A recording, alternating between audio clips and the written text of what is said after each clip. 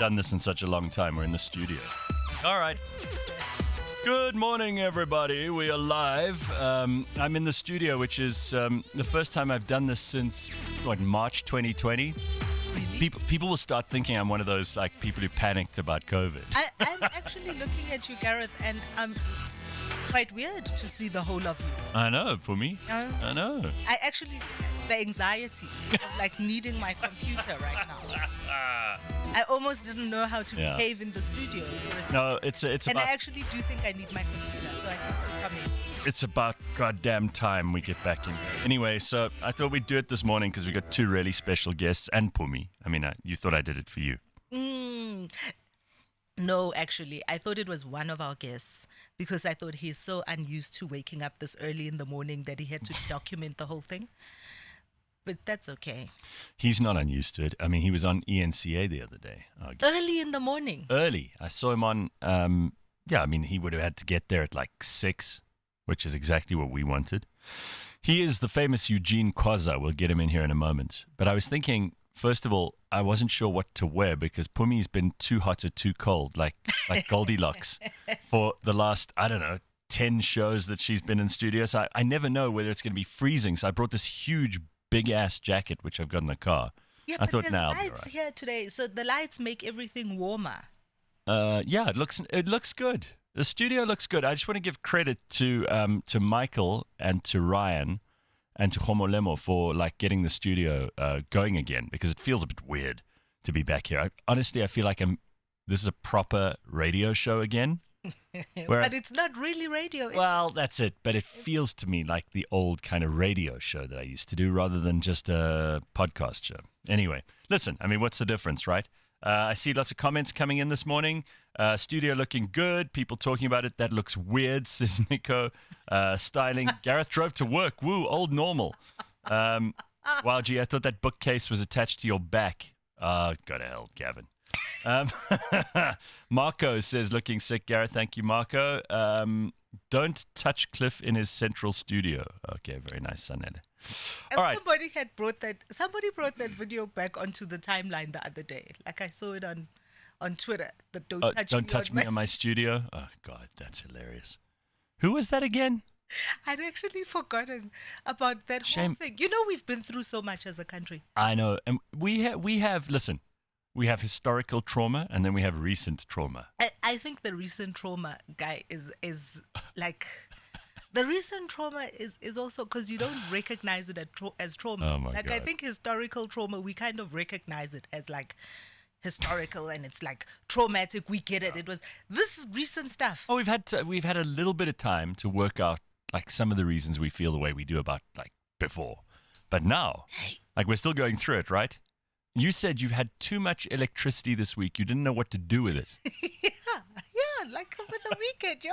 For the weekend. So what did you do? So on Sunday mornings, I usually go for a walk, for exercise. Okay. But also just, so clear I the usually mind. go for a walk for about an 8-kilometer walk in the neighborhood. And I ordinarily, when I go for the walk, it's because the lights are off. And so... What else are you going to do? There's also Joburg, all the generators are on. Yeah, But all the generators are It's the background music of Johannesburg.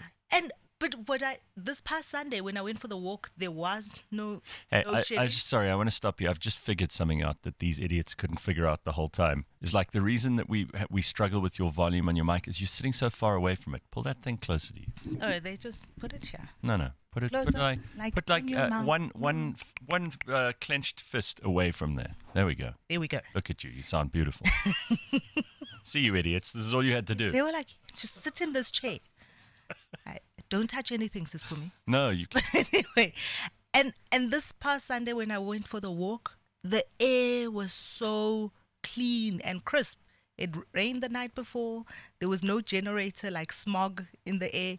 You could see for ages. And I was just let me tell you, global warming has been contributed more to by South Africans in the last while with all of our generators and diesel and everything else.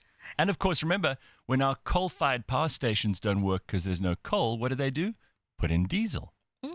So coal's bad, but diesel's just as bad, if not worse. So, I mean, don't come to me with your COP22 climate change I think it's program. 27 now. Whatever it is. Nobody's keeping 27. Nobody's keeping track. Do you see Greta Thunberg? Just by the way, I took a screenshot of this. She's just come out and as an all-out leftist now. She's not even bothering to hide the ball. She says she used to say her goal was to protect the planet, but she now admits it is to overthrow the whole capitalist system. So the leopard has finally shown its spots. This little bitch. I always told you couldn't trust her. I told you couldn't trust this miserable little girl from Sweden. This vercriminus. This grumpy.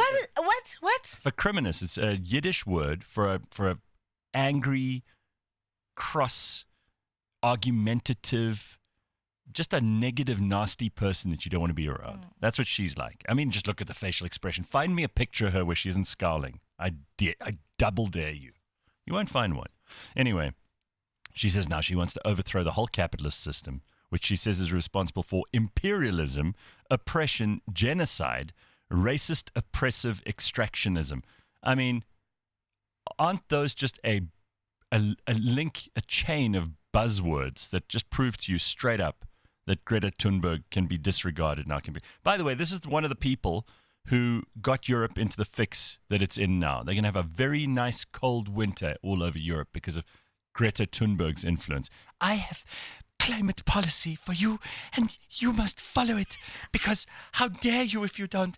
You are ruining my childhood, you are ruining my future, and how can I live in Sweden and only take first-class travel to go to all these conferences if you are ruining the planet for me? I reserve a special place in my heart for Greta. You can tell I love her to pieces. Gareth, how do you do that? Sound like a Swedish teenage girl. And switch it on. There's obviously a part of me in some past life that was a Swedish teenage girl. All right, let's get Eugene Khoza in here. Is he here? Okay, beautiful. Let's bring this man in. I met his friend Khomotson at the garage while I was buying you your coffee, Phumi. I'm so happy with this coffee, yo. I'm so glad. Thank you. I met Eugene's friend Khomotson, and he was telling me about when they went to ENCA the other day. See, Eugene is such a big deal now in comedy and everywhere else. This man is such a big deal that he rolls with a crew. Have you seen? Entourage. The word is an entourage. The man has an entourage. No, he's got an entourage. He's got fucking people with him wherever he goes. Look at this guy and look at that beard. You are glorious. Huh? Glorious. What a man.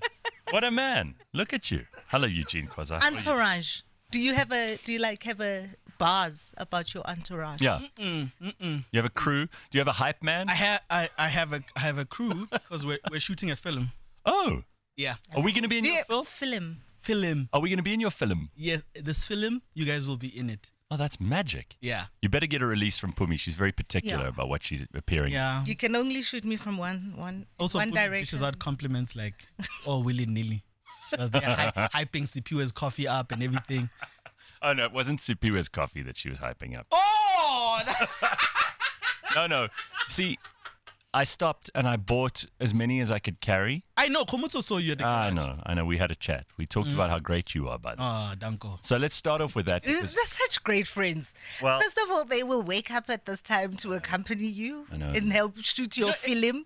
And they like meet strangers at the garage and compliment you. You know, every time someone says that, I'm like, every time someone calls me about Gareth, I don't hesitate. I just say yes. That's a measure of wanting to. You mean you don't go, what? That old racist?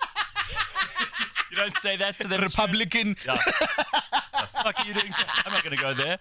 So listen, the thing that Khomotso and I were talking about was you. Yes. I walked in to, and I never watch TV in the morning. Yeah. But I turned on the TV at about like 8:10, 8:15 on Friday morning last week. And who do I see on TV but you? You did? You're an ENCA. Yes. I actually took a picture of it, but I'm not going to try and find it now. I was going to send it to you and say to you, what are you doing? Like, why are you up so early to be on a show that has 3 viewers? But you did it. What was that for? What were you promote what you were promoting there and get the money's worth? At least here you'll get some people to listen. We're talking about my new stand-up show, Step Aside. It's happening tomorrow. the 4th of November, right? At Gold Reef City Lyric Theatre. Tomorrow. What, Look at this. what perfect timing to, yeah, exactly. I don't believe in perfect time. The universe is always conspiring. So I don't believe that he woke up specially, came here out of the goodness of his heart. To hang out with us in the He's here to studio. sell tickets. I'm here to peddle wares. I love it. though. Okay, guys, Listen, please buy his tickets. I'm sure you're already sold out, though. I mean, We're you must getting be, there. You must be close to it. We're getting there. So I don't like the word sold out. It's so Aibo. yeah, man. It feels like you're clickbaiting people. You know, there's 2% tickets left. Yeah? Why, when he's quit the Daily Show, does Trevor get a big billboard here on Rivonia Road, but you don't get for your show that you've been slogging? You know, it's like the exiles during apartheid, right? It's the almighty. You remember the exiles like Thabo Yes, and welcome back Kwazazana home. and the Pahads and everyone? They went off to University of Sussex, and they had a more or less good time, right? They lived in fancy apartments, and they went on their tour. Wearing corduroy jackets. Meanwhile, the guys who went to Robben Island and slogged and stayed and made it work and made the difference and suffered. Those guys, they don't get the credit that Thabo gets. Well, Huh? that's how it works in life. I think you should have a billboard. I really do. It's coming from your lips to God's ears. Okay, so Eugene, tell us Yes, what's sir. been happening with you, man. It's been a while since we caught up.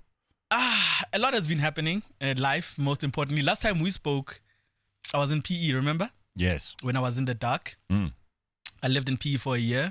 That's awful. Right Why by were you in exile? yes, You see, he also Also in exile. right by the beach. I decided to live there for a year. Rented a house right at the ocean. That is so you. That's So you just nice. upped your whole life and decided I'm going to try something different. Yes, That's it all ballsy. happened in a week. It all happened. I woke up one day and I felt like something's got to give. You know. Okay, but let me just check here because I know you. I know you have. It wasn't you. You made that decision out of choice. A lot of Yeah. people ended up having to move Oh, during the yeah. pandemic Okay. out of necessity. Okay, Like okay. they ran out of money or they had to move back with their folks or Yes. family or friends or whatever. So a lot of people had to do that anyway. But I mean, it's quite nice to exile yourself to a different environment, beach, obviously clear your mind. You're the kind of guy, and I mean, I can say this, I hope, because I've known you long enough. You need a certain kind of environment. You're very zen.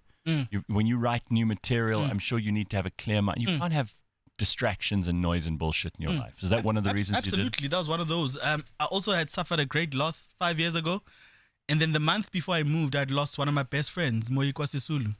You know, he had just tragically passed away, and the sad thing about it is I had missed his call 2 days before he passed away in hospital, and that was just horrible for me. And I just picked up the phone, I googled the first beach house I could find. It was a house in PE.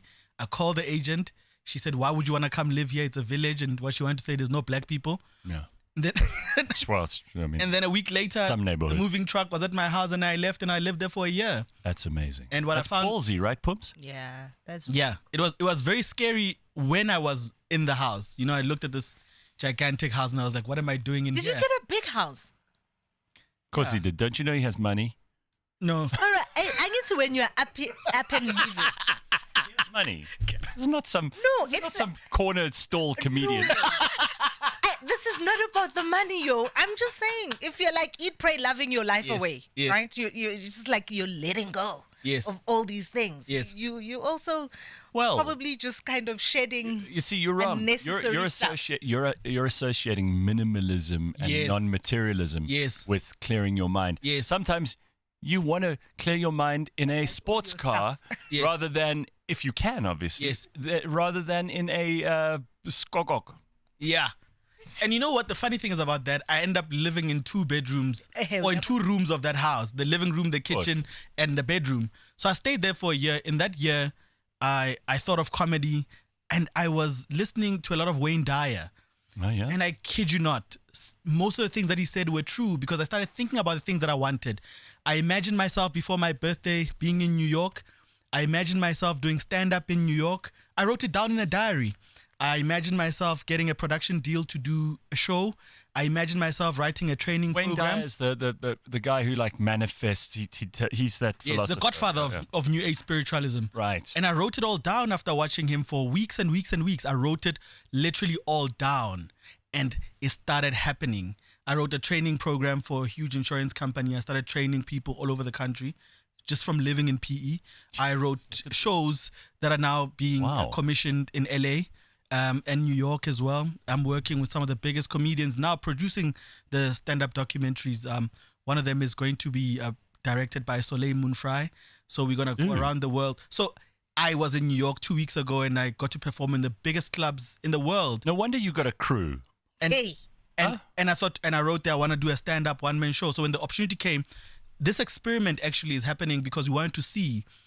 There's never been done that someone puts on a one-man show in a big theater in 6 weeks without media marketing, without a sponsor. So we wanted to do it, wanted to show that it's possible. So I said to myself, when someone watches this 10 years from now and it's a kid who thinks they want to do stand-up comedy, I want them to have the resolve to know that it's possible. That if 3 people show up, that's a stand-up show. If 1,000 people show up, that's a stand-up show as well. So, this ego death thing is very important. Yes. Because we get so caught up in how much is this going to make me? Right. What are people going to think of it? And so afraid of failing. So afraid of failing. All of us. I talk about you all the time to people, and I say, Gareth is my hero because he didn't only give up an audience, he gave himself up for his audience. Wow, you make me sound like Jesus. Yeah. It was much easier than that. I just left a lot of shit behind. Yes. Took the good people with me. Yes, but exactly. But the bravery to say I'm going to talk to my people when I feel like talking to them is a courage that a lot of people don't have. We have a lot of good people that are talented in so many ways, but they are so caught up in what the thing brings them. I love what you said now. You said if 3 people pitch up, it's Yeah. a stand-up comedy show. Yes. We are so worried, especially in a world of social media, about numbers. Like how many people have viewed our, videos, how many people have subscribed to our channel. Yes. And I always have to ask. Like and subscribe. They remind me every morning that I have to say like and subscribe because I don't do that. Yes. I don't really look at the numbers. Yes. And thank God, because I'd go crazy if I did, Yes. right? Yes. But we're all obsessed with this now. And you can see even like teenagers. Phumi, you've got a son. And I don't know, because you're his mom, so you probably have raised him right. And he's got some balance in his life. Does he love coffee? No pressure. No pressure. But Yes. But these kids are so dependent on how many people are liking what they're Yeah. doing, how many of their friends see what they post. Their real life Yeah. takes a second place to their virtual life. Yeah. And I think this is a serious thing we're going to have to deal with in the future. It's lack of exposure. I think you travel a lot, and you notice that when you travel, you see things differently. And when you come back to a country that you live in after you've traveled, you sit there and you go, what are you guys doing? There's another world that exists out there. 3 weeks ago, I was at the Comedy Cellar, and I kid you not, we were sitting at a table, and then Mike Bibriglia walked in. And then he was wearing a cardigan and a gray shirt, and he was about to try out a new set. This is a man who a week later was going to have a show in Broadway. Jesus. And his conversation to us sitting on the table was, I wonder how this show is going to go. I wonder if people are going to pitch up. Yesterday, I read that the first week is sold out, and now they're doing 3 more weeks in Broadway. Larry David showed up at his show. Amazing. So Wow. Sam Morrell was also there going, geez, I wonder how things are going to go. This is a guy who just recorded a special that everyone rejected, and he put on YouTube, and it became a hit. And now 2 days ago, he's doing the whole US. So I say to people, you just don't realize how big the world is. And if you contain yourself in the negative energy that you're around or in the smallness of it all, that's what you're going to get. You're going to get the smallness of it all. But when you go out there and see what's happening, I wish I could do that for everyone that wants to try new things and expose them to people that are doing it at the highest level and realize the humanity in it, the fear is all real. A guy that's selling a show in Broadway is as nervous as a guy who's selling a show at Lyric Theatre.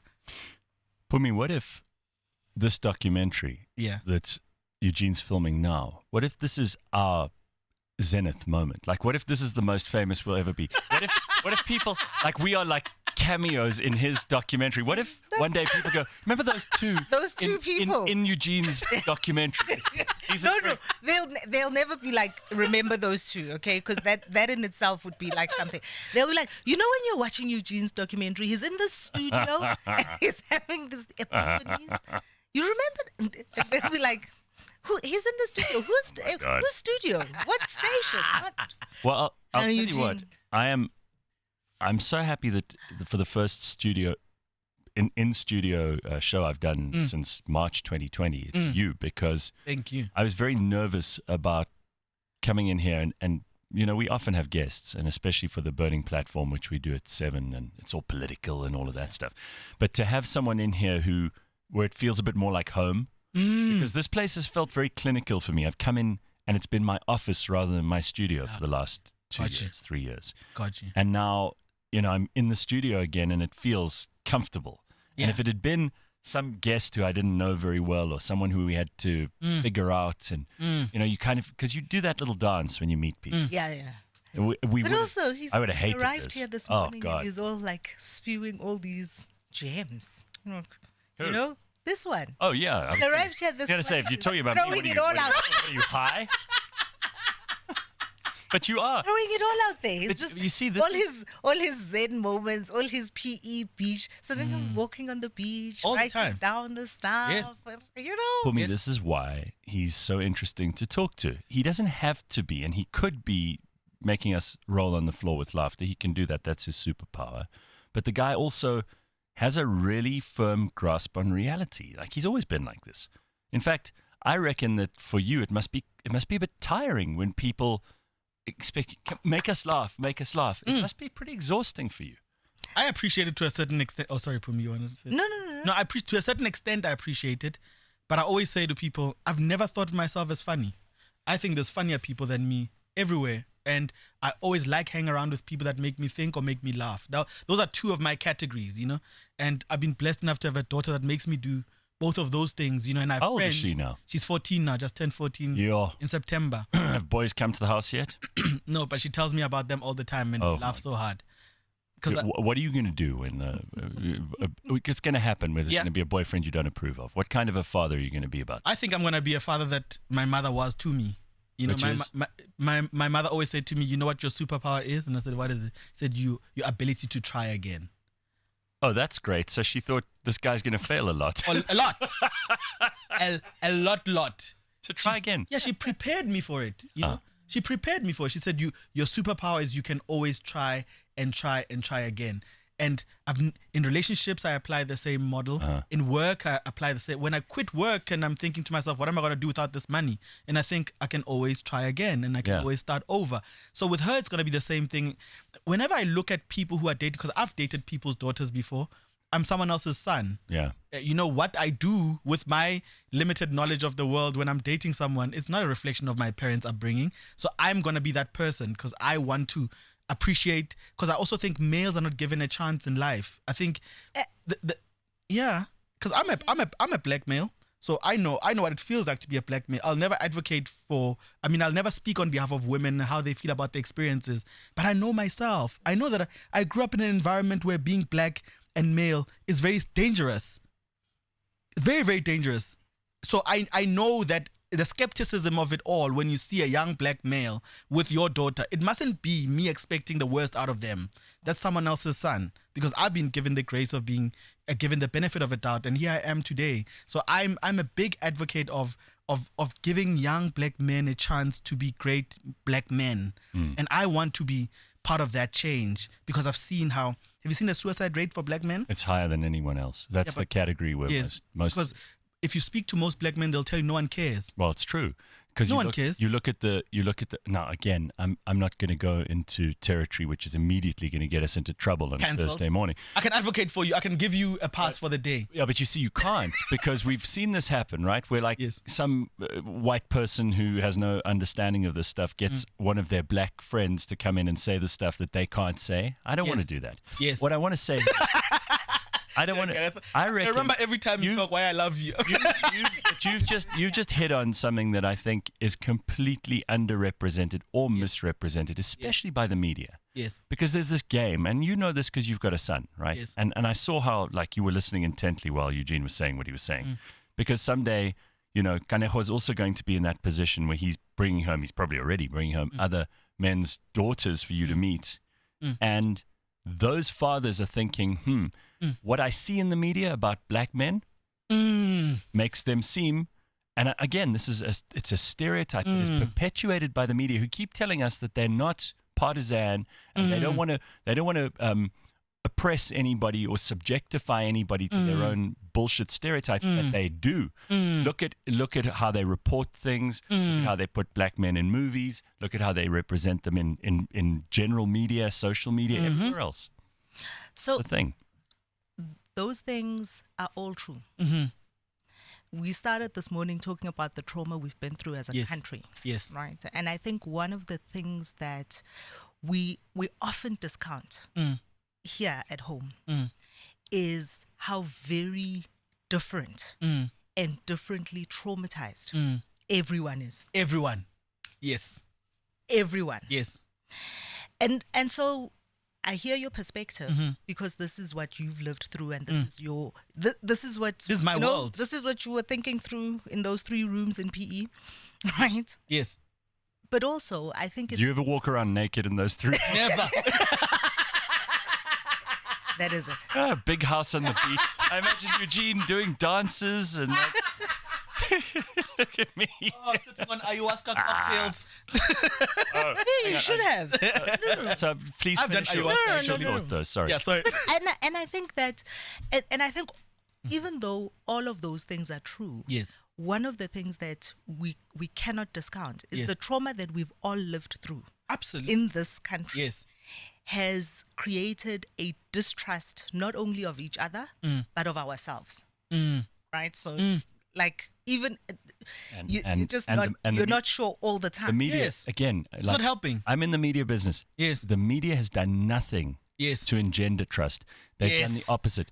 They have given us every reason to not trust them. Yes. With their Well, no. fake news, with Yes. their bullshit. They're just trying to make their money. Their agendas, their clickbait. Yeah, but look what they're doing. Look. They're doing more damage than good. They're just trying to make their money, and that's okay. Everybody is like clamoring for what they need in that space, and I think, and I really do think that kind of comparing what my trauma to your trauma and mine is worse, and No. There's no. you know, and I also think that kind of we live in one of the most violent societies in the world. Black men, black women, white men, white women, Yeah. Indian, blah, blah, blah, all of us, right? And more than lamenting all of that, I wish we spent more time kind of looking forward and saying, and that's what I love about Fix what this. you're saying, and saying, how do I transform me? How do I fix me? And how do I radiate that out Yes. and hopefully transform all of See, us? I mean, this has to happen though at the family level because people Yes. look to politicians. Yes. And I mean, I don't want to get too heavy this morning. Please do. I love heavy. Bona, he got here. He was out there, left everything All right. behind. He started it. So here's where He brought this like energy. I got to say, like you two are the foundation stone for this with your son and your daughter. Yes. Because there's no one else who can do this. Yes.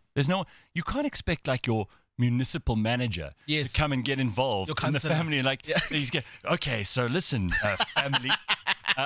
The Mashikos, listen, I just want to come in. Mashikos, let me just get involved here because we've got our mayor for Johannesburg coming in later on. Not her business. Which one? Well, exactly. Mpho Phalatse. What's here?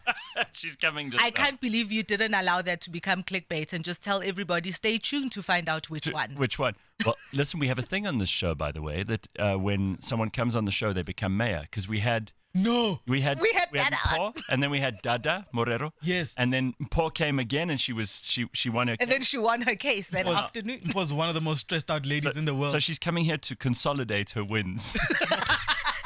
But what I was saying is, you can't like the Yes. family, and I don't speak as a parent. I could never. I don't have the. But you're an uncle. You see, here's Yeah, the but thing. No, I grew up. I think I grew up in a very lucky household where both my parents were around. They loved me. that is true. They paid attention. Yes. They made sure that I was free to do all the things I Yes. wanted to do, learn the things I wanted to learn. But I always knew there was a place I was loved. There was a place I Yes. could go to. But Yes. Gareth, and this is why I'm Yes. saying to you that, but you're also an uncle. Yeah. You see, one of the things that I feel like we've created this thing that puts all this responsibility on birth parents. on fewer and fewer people. Yeah. You're just trying to get out of your responsibility. I'm sharing. Gareth, Sharing you is can do caring. this too. sharing is caring. Sharing with everybody. No, but really. Just wait. It'll be 5 minutes. 5 minutes. 5 minutes, and Pumi's going to be dropping Kanejo out of your house or mine and saying, "Just look after him." I don't even have to drop him off. Send him in an Uber. Exactly. Give him- Like Make him another man's responsibility. it's man, woman, and child. It's all of us together. No, but really, because Gareth, you say that, right? And you there are many people in this country who have grown up, and it's not just in this country, it's across the continent, in a reality where the responsibility of raising our society is all our responsibility. Yeah. It's so it's all of us. It's not just me in my little house with my son, right? It's me in my house with my son. It's Are the you parents saying- that he sees On television. in the playground. Are you and, saying? neighborhood. Are you saying? everybody. Are you saying it takes a village? Imagine such a thing. Imagine such a thing. Hillary It more Clinton- than takes a village. Hillary More Clinton than a village. would love that you just plugged her book. Crooked Hillary. All right, so just moving on to one or two other things. We do have to pay attention to just some of the stories that are going on in the news this morning. You So see, we'd this be is- remiss. If I had my computer, we'd also probably see what Where's your people computer, are man? saying. Ngishiya ngale, because now that What we're people all are in the saying- studio okay, so- again, Here's what people are saying. G-Star says, no one is responsible for your kids but you, Phumi. Wendy says it does take a village, a community, a church, a family to influence children. Elon as God says, spill the beans. I hate that phrase. Basically, it removes parents from parental responsibility. But that's not what Pumi's saying. I mean, I'm not going to put words in your mouth. You can defend yourself. It's not like you haven't done this before. Love the studio vibe, says somebody else. People who go in church are called mooers. You know, those people go and the priest says something. Hallelujah. I do that a lot now. The shit. And it's a sign that I'm interested. If I go, because other than that, I black out and then it's over for you. Yeah, it also keeps you awake. I sat in a meeting. It also keeps you awake. You have to nod. And I sat in a meeting last week. Yeah. And I found myself going, you know, when you yeah, but like that feeling where your eyelids just drop down and you're like, I'm just going to have a short, just a quick, 2-minute nap. No one's going to notice. But everybody notices. you This is when you everybody must knows. stand up this is where you stand up and make coffee. In that moment when you feel see, she's got experience, which we don't, of a corporate environment. Yes. I mean, I know you've been in corporate environments, especially with this training. We're Yes. talking about. But you've done this for a long time. No, I have to ask the Yeah. question. You're sitting here and I'm Yeah. looking at you and listening to you. Did you work as a copywriter in an ad agency? Never. My highest qualification in education is matric. Me too. Well, no, I do have the political science and history, but I mean, who cares about that? That's like having a degree in being able to draw nicely. What a shit. That's it. That's the highest qualification ever. So it happens. So no advertising agency. Nothing. Yeah. Post matric, live life, work at ShopRite, that kind of life. That's a good life. Yeah. It's experience, because that's what you need, right? You Yeah. need experience to be So- a comedian. Yeah. What do you do with this training? You mean how is it applied? Yeah, no, but what kind of training? No, what are you trading people What are you for? It's called TAP, Transition Awareness and Performance. Ala. Ooh, okay. So a lot of people in I corporate. thought it was like you're training people to do CrossFit or gymnastics.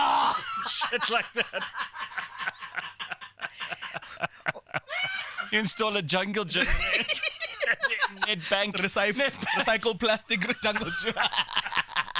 I really thought you were training people on some kind of how my to be God. more engaging. No. I developed and it's called started- what? TAP? Yeah, TAP, Transition Awareness and Performance.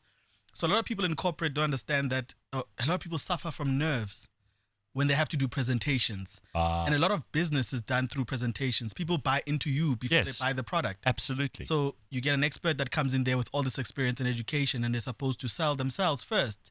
Then they get nervous and the deal is lost. And the companies lose millions and millions of rands every month because people can't get through to the client. So that's what TAP was about. You train them how to transition from being who they are at home to who they should be at work or Right. in an engagement environment. And then they become aware of themselves and others and how to perform, which is ultimately what a presentation is, a performance. You're putting on this performance based on information that you know, 50% you, 25% product, and 25% others. So you have to put all of those into consideration to make one giant 100. And then that's how you have a great performance and your confidence levels increase, because at least now you know what you're doing. A lot of people freewheeling. And you're right about presentations. I mean, we know this already. Like, it's one of the most terrifying things to people. They actually rank it. I think it's in the top 5. There's divorce, moving house, death in the family, talking in public. Yes. And what was the other one? Being mayor of Gauteng. Dick pics. That was. I thought it was being mayor of Gauteng. I was like, yeah. You can't be mayor of Gauteng. Mayor of Gauteng. Mayor of the whole of Gauteng. Mayor of Gauteng. Of the entire. Well, it is what it's entire county of Gauteng. Really, I drove through from like halfway Centurion Midrand this morning, so it's one place now. Yes. There's no piece of highway where there's just felt Aaron, on the you side. have your own mayor over there. But then you have your own mayoral problems over there. I've always wondered, why do we have 3 different mayors for a place you can get to in 15 minutes? Correct. It makes no sense. 4, because we can include Mogale City. Oh, there's Mogale City as well. It should all be one municipality. Yeah. There's a lot of work. Listen. They're already failing at the small piece of responsibility that each of them have been given. Can they just get that one piece right? Yeah. And once they have that one piece right, we can increase their area of responsibility. Did I say you've got a 14-year-old child? You know this. You can't give them 10 instructions. You start with one instruction. What Phumi said, they give me 10 instructions. What Phumi's saying is that mayors need to be treated like 14-year-olds. We'll put that to Mpho later. We'll see how she likes that. All right. Did I say we were going to do some headlines? Yes. Top stories. Okay, do headlines. Oh, let's just quickly. Okay, so yes. Apparently we are paying 305 civil servants an average of more than 430,000 Rand each to just sit at home. Are you surprised by that? No. Sorry, how many? 305. Where? Just only 305? In the whole entire 305 in a specific. This is what we know, all right? So 305 public servants who are on suspension with full pay. I don't know how anyone gets that, but that has got to be the best job ever. Suspension with full pay. Even if they've said you've done something really terrible. Yes, but you're at home. But full pay. I mean, this has got to be a great way to spend. Like a dirty cop in New York. Yeah. So across national and provincial governments, and they are earning an average of 430,000 Rand a year for a total of at least 131 million that we're paying for people to sit at home. Some are making over 2 million Rand a year. I was about to say, this tells you the level that they are job-wise in the municipality, that they're earning minimum 400,000 Rand a year. Because it's not some guy who unblocks your drains here. No. We're talking about well-paid people. Yes, so we have a problem. 30% of the national government suspensions are in home affairs. Oh, wow. Surprise. 30%. Yeah. And about a third of the provincial suspensions are from which province? Gauteng. Yes. No. Eastern Cape. Ekurhuleni is not a province. I know. You see what happens when you only end up at matric. KwaZulu-Natal. So, I mean, but I mean, I want to know why do we have to keep paying them? So, so here's the thing. I think, and I wish people would do a little bit of like deeper investigations, because this is so clickbaity, right? Sure. Now we're all angry. Yeah. Now we're all angry. Like, I'm not. 300 people. I'm happy. All of this amount of money, they're just sitting at home. They're just sitting at home. Anti-establishment. I think it's just as important to understand who those people are and why they are on suspension. Because I have a friend who, because they were fighting corruption, the bosses have suspended her. Oh, wow. All right. So and then she fought the suspension and she won. And then they're appealing. Oh, right. So she couldn't just go back. She can't go back to work. Right. Of course, because they don't want her back at work, Yes, right? but why does she want to and go she back is to that job? No, because, and in fact, the reason she was suspended in the first place was because she was fighting, and she's a very well-known whistleblower. She was fighting the paying out of a particular contract, which 2 days ago, the appeal has once again been struck down by the courts. So she was right all along. Yes. And she is still suspended. Boards have changed. So does she want justice or vindication? She wants justice. Okay, so does she want her job back or does she want her money from the job? She wants her job back. Why would she want to be with people that are unethical, that she can't trust? She wants Yes. them fired. No, because she wants them fired. So that we have So she wants more revenge. ethical people. It's not revenge. It's what we want as a country. We want more people like her. More people who are willing to stand up and fight against the people who are chowing the man. I disagree with that. What do you disagree with? Yeah, Hold on. I Just disagree. tell me the one thing you disagree Yes, with. I disagree with the fact that we want as a country people to be whistleblowers and stand up to corruption. I believe we should want people not to be corrupt in powerful positions at all. Yeah, that's But- the second thing that but we want. I also believe that But now that we have corrupt people, what do we want? also I feel like we put whistleblowers are people's parents. And friends. Yes. My friend. But the same people that want people to risk their livelihoods, their lives, and their jobs are the same people who don't wake up to go vote. Mm-hmm. So I'm like, no. Instead of putting the responsibility in an account manager at the municipality in Mogale City, how about you wake up and go vote for different? I couldn't agree with you more, but this is a whole problem we have with The personal two things can accountability. all be correct, right? So, yes, we want people to go and vote. This is my favorite Yes. hobby horse Yes. on this show. So that's number one. want After being a everybody parent to or go before? Before. Wow, it's that important. It is that important because you know why it is that Your important? child could be playing because with, your child if could I be have putting its fingers in the plug, but hey, I gotta go and vote. Did you register? Listen, the child with his fingers in the plug, if you don't vote, there's no electricity coming out of that plug, so that's it true. makes no difference. Dang. I'm She sorry. just won the argument. Plot twist. Right. Yo, and that's why if the world is going to be right for my child, Yes. then I have to vote. Yes. Right. So let's start there. So yes, we want people to not be corrupt. Yes. Oh my God, That's what we this is what we all want. We all want the people in positions, decision-making positions, positions of power, to change things in this country. We want them to be upstanding people. We want them to be people who know what they want, who know what to do, all of those things. But the world we live in today, the people in those spaces are not that person. So what is the next line of defense? Yeah, we have to start somewhere. Municipal workout, blowing the whistle and stop. risking their lives. Stop being an idealist. It's not going to happen. Yes. Gene. So just take the. No, I understand. Pumi's being practical. She's Yes. Yeah, Phumi. if Phumi this is like fails, then hobos that. must direct traffic kind of thing. like, yeah, No, I hate direct traffic. hobos. Okay, listen. Here's a good story. You still call them that? I think you can. I do. I hate hobos who direct traffic. you They hear? put us all at risk. What did they call them? You know why I hate hobos who direct Oh, traffic? look, Okay, sorry. now you've scratched a nerve. Oh, Because, Jesus. for fuck's sakes, if we did not have corrupt Metro Police, Yes. Hobos wouldn't be directing traffic. because the fucking Metro Police would be directing. So the traffic. hobos are the whistleblowers of Metro Police. No, they're not efficiency. whistleblowers. But they are exposing that they're not doing their job. No, that's not what they're doing. What are they doing? They're creating havoc.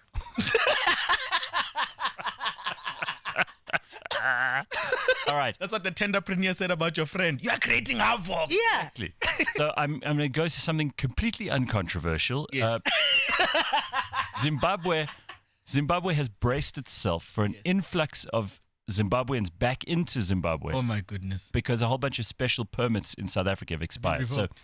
the Zimbabwean government has set up subcommittees to handle returning citizens. I just want to show you their Minister of Information, Publicity and Broadcasting Services, whose name is Monica Mutsvanga, and she's sitting in front of what looks like a brick wall that has just been put up for this press conference, because it doesn't look like this. It doesn't look like there's cement between the bricks. Okay, I just got to say, there's something. Look at that wall. Tell me that's a real wall. Yeah, that wall looks like it wasn't built by Zimbabweans. It was. Because we've seen. It wasn't, because we've got seen lots that of work in 4 ways. Zimbabweans building all over this country. That wall could collapse on her at any minute. But here she is. She says most people living and working in South Africa under the Zimbabwean exemption permit system do not qualify for critical skills permits, and is preparing for an influx of those returning citizens. These permits were meant to end on December the 31st of 2022, but the Department of Home Affairs, where we have all those corrupt people, Who are sitting at home not working. have extended them by a further 6 months to give Zimbabweans time to apply for other visas. So June, they're coming back home. Yeah, so they've got 6 months. And even Zimbabwe doesn't want them back. Well, they're preparing to get them back, but she added that the Zimbabwean government had set up a committee. You know it. There's always, we'll set up a committee who will talk about it, who will then set up subcommittees. And the subcommittees will then decide and arbitrate and reason and discuss and debate, Yeah. and then they will pass on messages to people in the. It never. I thought we were going to an uncontroversial topic. But here's my question: why would a country prepare itself to have its citizens back? Because of their incompetence, they chased the citizens out in the first place. I mean, a lot of Zimbabweans would probably much rather be with their families and friends who they don't have with them in Zimbabwe, yes, right? yes. But they're here because they have to be. Yes, They have no I hear option. you. There's nowhere else for them to earn money because that government has ruined their hear economy you. completely. Okay. So now we have to take that on. And now, I think I mean, that's... Uber Eats has to take that on. Dude. Dude. Listen, these guys on these bikes. Hey! I mean, I obviously feel very sorry for In them and the but hobos. but I promise you, I would say a quarter of the accidents I've seen Yes. recently are these Uber Eats bikes. Have you seen And all the the time people I with the with their one of the rear view mirrors taken out? Have you Yeah. seen how many of those cars? Lots. You know who's taking out those rear view mirrors? It's South the Africa. Uber Hobos? Eats guy Oh. who's Oh. like overtaking on the wrong side, on the left hand side. You know, the other day close I and- saw an accident. But someone taxi. needs their KFC, for God's sake. That's what. Phumi, you're so how unconcerned are you about hungry people? Because I did see one of those accidents in Rivonia, and then I stopped, and my first instinct was, is that a quarter chicken mild? Then he said no. I was like, "Hadi boy, And you just hadi boy." Listen, never stop at an accident if it's not you who caused it. Yeah. Get the hell out of the way. These people who, first of all, the rubbernecking is a major problem. I've never understood why. Why? Yeah. What do you want to see a dead body? Yes. Go to the morgue. There's a whole bunch of them ready and waiting. You want to see dead bodies? What is it with this Or at the grisly? Gauteng legislature. Although it does see dead- depend. No, it does depend. It does depend when you stop. It does depend On what? on where were you in relation to the accident happening. No. If you were the first car and you You're not see a first somebody responder, get hit. Phumi.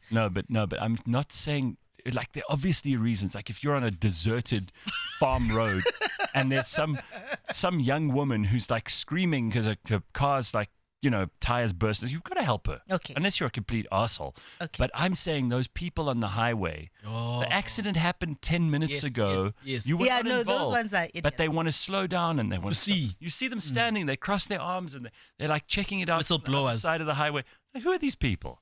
Don't they have a... I'm not going to allow you to get away with that one. I'm coming back for you. All right, well, we've only got like 10 minutes with... So I must go for him now. Yeah, go for it now. Don't waste your time. I'm just warning you in advance. Save the energy. Listen, we don't need the to former go. mayor is coming. I other- don't need to save no. the other headlines are but enough completely- energy for you and her. The other headlines are completely unimportant. One of them we will bring up with Yes. Mpho later. There are attempts to elect a new mayor in Ekurhuleni, which have been unsuccessful. But we'll, again, It's going on for. It went on all day yesterday. They still haven't. the politics of power. And then Boris Johnson is Ojo. attending COP27. Who cares that Boris Johnson is attempt? First of all, who's going to COP27? And they're having it in Egypt this year. Nobody cares. And then why is Boris? He's not prime minister. Yes. What is he going to? It's go- cop number bunny. 27. You Yeah, can 27. yeah, what? And then Tinder. Yes. This is the only other thing I wanted us to refer to. Still exists. Yo, Tinder is a nectar of the gods. There are more people are paying for Tinder now, despite the cost of living crisis in Yes. the world, than ever before. This is why Elon is right to charge people if they want to keep With their a verified badge. status. And if they want to moan and complain the whole time. Like he says, you get nothing for nothing. You have to pay for something. If something doesn't get paid for, it's worthless. So Yes. people, Yes. You are saying Tinder is the nectar of the gods. Oh, Was there Tinder. Tinder in PE? You know, people was fought in the struggle for Tinder to exist. We don't know what it is, but the day it happens, we want it for our children's children to browse eligible bachelors and bachelorettes, just free willy-nilly with 5 rand data. We want that Swipe to left, swipe left, swipe right. Mtate myege, send a heart emoji, read the profile. Tinder. answer the question, Baba. Ibe khona PE. Yes, yes. Was there Tinder in Plenty. PE? Were you swiping I left was or right? I was Left having and the right. best- Left and right. I was having the time anywhere I go in the world. The attraction that will tell me how great that city is Tinder. Just log on there and see what you get there. That will tell you 100%. I don't know. I promise you can. You've look never been at on my Tinder? phone now. I've never had any of those dating apps on my phone. There's not a one of them. Not even one? Are Not- you not showing even, us? dude. Please Promise you. show us. There's How does nothing. one? Ah, I am going to but- download but- Tinder after this. No, and but- look for. But I've got friends who are addicted to this thing, like I am It is to social addictive. media. yes. They will. What is that? No. Okay. So some of them. What does that entail? Well, it Being entails. addicted to Tinder. So what you Means you do, don't stop being a... like you become a serial dater. Yes. You become like this one friend of mine. He sets up appointments. I kid you not. He's got a diary, and he's like, well, Wednesday night I'll see this girl from Yes. Tinder. Thursday night I'll see this one. Friday night I'll see this one. And sometimes they go really well, but it's like the same success or hit rate that you would have in the real world, but it's amplified. Yes. Because there's this pool of people who you Yes. don't have to physically meet. Yes. So he says it's Yes. other people have said You it's don't have to absolute physically disaster. meet. No, you don't have to. So how is it like a Zoom date? No, you don't have to. It's just people saying... You match. ding, ding. Yes. Then you match, and then you test your skills as a man. You're like, I still have it. And then you live your life normally. But can you? But you're a well-known guy. So Yes. when people, Which- Do you Which have a makes it more secret fun. profile? No, which makes it more fun because people don't think it's real. So I'm like, yeah, vele. They're like, I would have never. Then I was like, yeah, Nami. They're like, yeah, we caught you. And I'm like, you caught me. oh, okay, but now what are you gonna go and tell someone? That I'm on Tinder? You've just told us anyway. I go report us to the moral police. We are, yes, I think. You're not on Tinder? Unbelievable. No. Why? Even Zolega Mandela's on Tinder. Hmm. And she doesn't have much. That's 6 kids. Oh, I thought What do you mean she doesn't have much? She's. time. Wow. Mm. Wow. She said it. All right. Well, there we go. There's some. That's there's some controversy for you, fresh in beautiful. the morning. I knew we wouldn't be let down. Coming up at 7 o'clock, Mayor Mpho Phalatse will... All right, but now let's give your show a proper plug here because Yes. we want you're making a documentary about it. It would be a horrible documentary if it ends the last scene in the documentary and 3 people did pitch up according to his prophetic words. Eugene Khoza was standing on stage addressing his daughter and 2 friends. Yeah, and his cameraman. Homotso. All right, so let's just get this done properly. So Yes. Eugene is doing a once-off show. It's happening this week. You need to buy your tickets now. What's the best place to buy a ticket? Ticket Pro. Ticket Pro. How Very much are the tickets? They started 150 all the way to 250. good. Oh, that is perfectly reasonable. Yeah. You know, people will pay a Tinder subscription and get no ass at all. This time you will get to laugh and have real comedy and even use some of Eugene's lines to get, because he's clearly successful on Tinder. So even if you have no reason to go and listen to comedy, you think your life is funny and interesting enough, I'm a go to successful- his show because you will get successful pickup lines for Tinder. I'm a successful Tinderpreneur. Please call your next show Tinder. Tinderpreneur. Please do it. Jesus, that'll be good. Oh my God, sell out. Just on What's the this title. show called? It's called Step Aside. Yeah, because we Are you apply. hoping people will step aside? No, we're applying the Step Aside rule. Because, The ANC step aside. yes, so I feel like comedy space has been left, in very disrepute. We have 9 wasted years of comedy. So I feel like all of those who are implicated must just step aside 9 until they until they are cleared. When did the wasted years start? Start at 9. I want to know who was responsible. You know how they blame the 10 wasted years on Zuma? They're like, Zuma was the bad guy. Even comedy has its own Zoomer. Yeah. They know themselves. So Of course. we're asking them as a movement to step aside until they are cleared and then they can come back later. Oh my God, that's funny. Listen, dude, I saw David Gao the other day. Haibo, is it?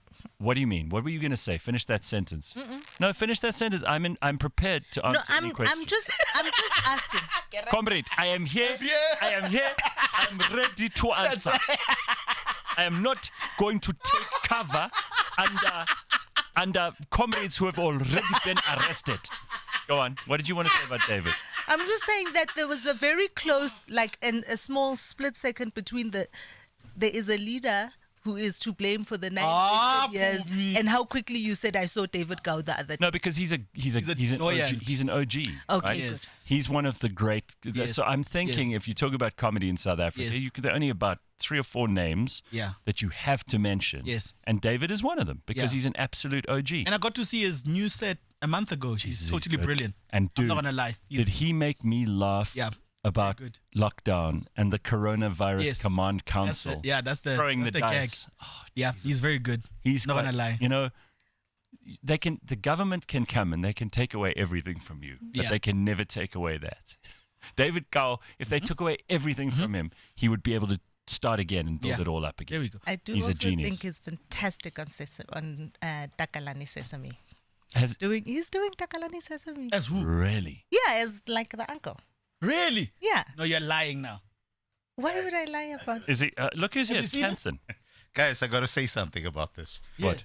Okay, I was going through a stack of cassettes. You remember cassettes? Haibo. Oh, Yes. Okay. And I've been digitizing stuff that, You want to is- keep? Yeah, and I found a demo tape that David Kau sent to YFM in 2007. please bring it to me. Please, we'll listen to it together with him live on the show. I've digitized it. I will send it through to you. Please, that'll be so. I will not play it until he's in the studio. with us. Brilliant. Tell me so what day good. that's happening. I wanna Oh my God, that'll be great. You and your crew, yeah. So, all right, Eugene, we've got the show Yes. this coming Friday This Friday at Lyric Theatre at at the Lyric Theatre. You can get the tickets on Ticket Pro. Yes. They're very, very goedkoop. That's it. This is not. I mean, what can you get these days that's valuable? That's really good for under 150 rand. There's just And I, Uber Eats. Kanthan, even those cheap lunches which we go to that you found the special for, Where's that, Kanthan? They're more expensive than. they're more 150. expensive than this. Yeah. We go But- for a steak. Listen to this. Yeah. I've done this now 3 times with you. Uh-huh. Go for a steak. He's found the best places. Steak and chips and starter Uh-huh. for Around about 160. 100. So it's 10 rand more than your show. But your And show, it comes with but your show is longer Yes. and you have more fun. Yeah. than you And, will and with it's vegan friendly. Exactly. Right. I love this. All right. So, dude, good luck with the show. I'm sure you don't need it, but it's going to be terrific. That Thank you is so the much, my lyric. friend. And always good to spend time with you. Thank I you. love for coming spending in. time with you. Thank you so much, and welcome back home, man. Yeah, thanks. It's good to be back in the studio. Everybody's saying how much they like it. We don't have that delay with the. Oh, sorry, Phumi, you wanted to say something. You could, It's irritating, right? Yeah, look, I missed the body language cues. All right, go. It'll be Do yourself a favor. Spend just 10 minutes speaking to Muzi Kozwayo outside. did. It'll make your whole week. I did. That's what happened before I came in here. Yeah. Okay. Good. And you know exactly what I'm talking Yeah, about. You don't need to 100%. do that now. All right. 100%. What an absolute gent he is, huh? I love it. Amazing. All right. David Kau, Jesus Christ. As I said it. I would Fuck pay me. $150. Oh, Eugene Khoza. Eugene Khoza. I'm sorry, my friend. Jesus, we were talking about David. Ooh, well, Sorry. I can't excuse that. man. Listen, You're so- have he's making you. He's have an- anointing you I'm into making an you- I'm making ancestor. you- well, you are one He's of the making you OGs. one of an OG. He's making you an OG. He's been an OG, but that's no excuse. All right. Listen, thank you so much for coming you, in. my friend. I really love Thank you having so you much. here. We'll talk again soon. And next time you rent some house in PE, don't be so selfish. Invite us. We can come down. You had all these rooms you didn't use. I mean, really. We could have had a holiday on you. Next time, Malibu. Let's do it. Yes. Oh, yes. Okay, well, now we're talking serious money. It's 18 rand. If you've got that kind of money, We're putting it out there in the universe, Gareth. Anything is possible. Malibu. I like it. Listen, With we better Eugene we Khoza. better get to Malibu before COP27 because they're about to tell us that it's going to be washed away and all that shit that Al Gore put in that movie that nothing's happened. He told us Venice would be underwater. Is Venice underwater? Last time I was there, no. No. Are the polar bears' numbers declining? No. They're No. actually growing. There's this albino brown bear, Uh-oh. that lives in Canada. I have a Every so feeling this story's going to end in Yeah, bloodshed. Yeah. So they keep flying this guy up to Alaska because they think he's a polar bear, and then he walks all the way down, and then they trank him and fly him back up. It's really sad. Oh, my God. That sounds like it should turn into an apartheid joke. The Anytime now. albino brown bear gets sent away. They Albino brown. Exactly. This sounds like it should be. There should be a race joke in this. Eugene, go and work on it. You know, I will. got the makings of something here. All right. Thank you, everybody. It's just after 7 o'clock. The Burning Platform is coming up next. We have the mayor of Johannesburg, Mpho Phalatse, with us. And Kanthan is back for an in-studio reunion along with Phumi and I. So stick around, cliffcentral.com. Thursday morning.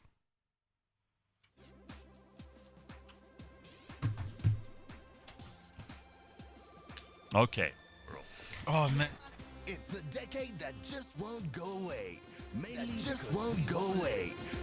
because we want the show that taste forgot. Every Friday, Paolo and Dory remember the 80s. Movies, music, fashion, Wham, Beachies, and the Hoff. If it was acceptable in the 80s, it will get you cancelled today. That 80s Show. New episode every Friday, live or as a podcast on cliffcentral.com.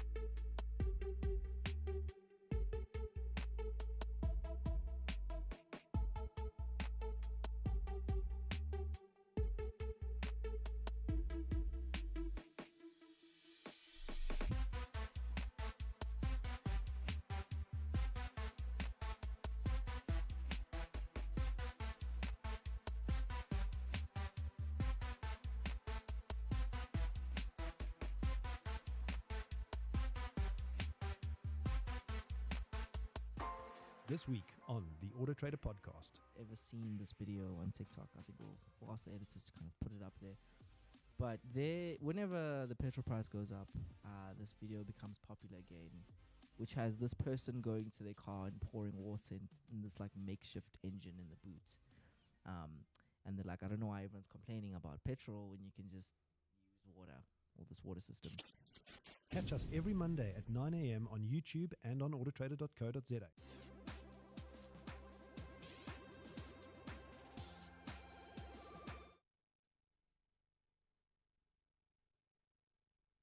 Take a seat. Madam Mayor, how nice to see you. Mpho, nice to see you in person. Morning. Good. I'm glad you could make it. Yesterday we were panicking because we suddenly heard that you had some emergency meeting. Then it was cancelled. It seems like everything in your life is an emergency at the moment. You poor woman, you must be frazzled. I mean, like you're trying to do a job and you can't even... Exhausted. You can't even figure out whether they'll let you do your job or not. And then you have to take them to court. Then you have to have emergency meetings. Then they're cancelled. So thank you for making time to be with us. Call it a new normal. I think we all adjusted to a new normal. So Yeah. Well, I suppose I need to do the same. I just hope it isn't the new normal going. All we want is for shit to work. Phumi and I were talking about this the other day.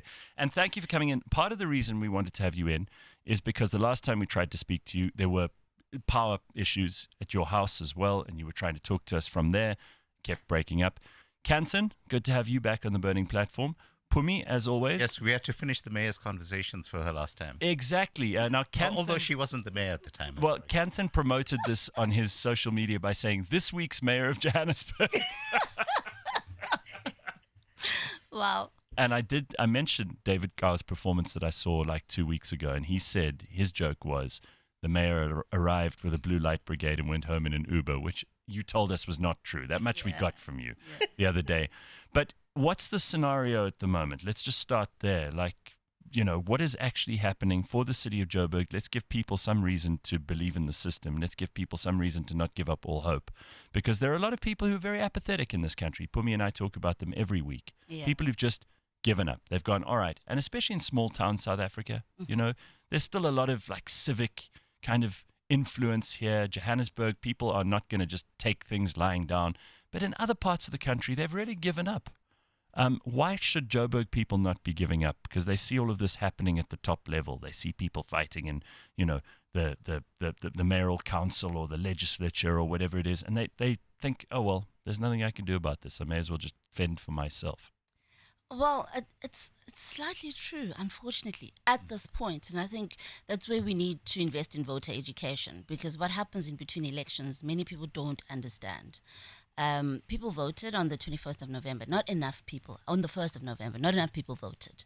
And that's the start of the problem, is when people give up on democracy, when they give up on their rights to decide what happens in their lives. And I'd really like to see an improvement in that, particularly in 2024 and 2026 for our cities. But we're here. We were left with a hung municipality. We had to put a government together. We ended up with a minority government. In trying to strengthen it, we added the Patriotic Alliance. We thought we're in a firm position now. 140 of 270 seats, way above 50% plus one. We thought we're well on our way to governing till the end of term. But we know what happened. A few weeks ago, the PA also crossed floors, and now we're back in a minority government again. What are we doing? There's been a lot of turbulence, and we are now intentional about focusing on service delivery. It doesn't mean that we stop the legal battles and the political battles. It just means that we're focusing on service delivery, and those battles must play out in the background. So from next week, I will be on the ground. I'll be in the regions. I met the regional directors yesterday and the group head of our Citizen Relations and Urban Management Department.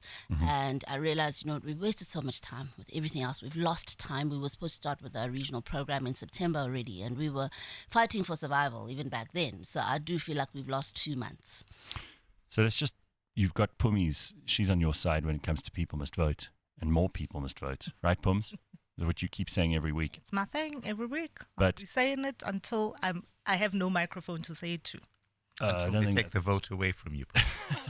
So From my dead and dying hands. Cold, pry it out of my hands. So, Mpho, what is with the Patriotic Alliance? They're not here to defend themselves, so say whatever you can about them. Because what happened here? I mean, what was the issue that caused them to swap sides? Well, Gaten McKenzie has always made it clear what he's after. He's interested in contracts, tenders. He's interested in jobs for his people, whatever that means. So you just see them as essentially corrupt then? Well, yes, I do. Okay. Yeah. And I do more now because I've seen it in action. And we had one Patriotic Alliance MMC who I really worked well with. They had health and social development. We didn't have any issues there. But what we're seeing play out now when they crossed floors to start working with the ANC, we saw funny tendencies. The two Patriotic Alliance MMCs held the housing and the transport portfolios. The first thing they did was issue a directive that all recruitment processes must stop. And one, that's interference from a political principle. And two, why would you do that? Okay, well, they're not here to defend themselves. Maybe at some point we'll get them on. I've been trying to get Gaten on for a long time. We've been trying. So it's not like we're not. Yeah. And I've seen him twice this year, and he's always, he's keen to come on. And then obviously he has more important things to do. But you're here, and you're the mayor of Johannesburg. So tick-tock, Gaten. Get on here. No pressure.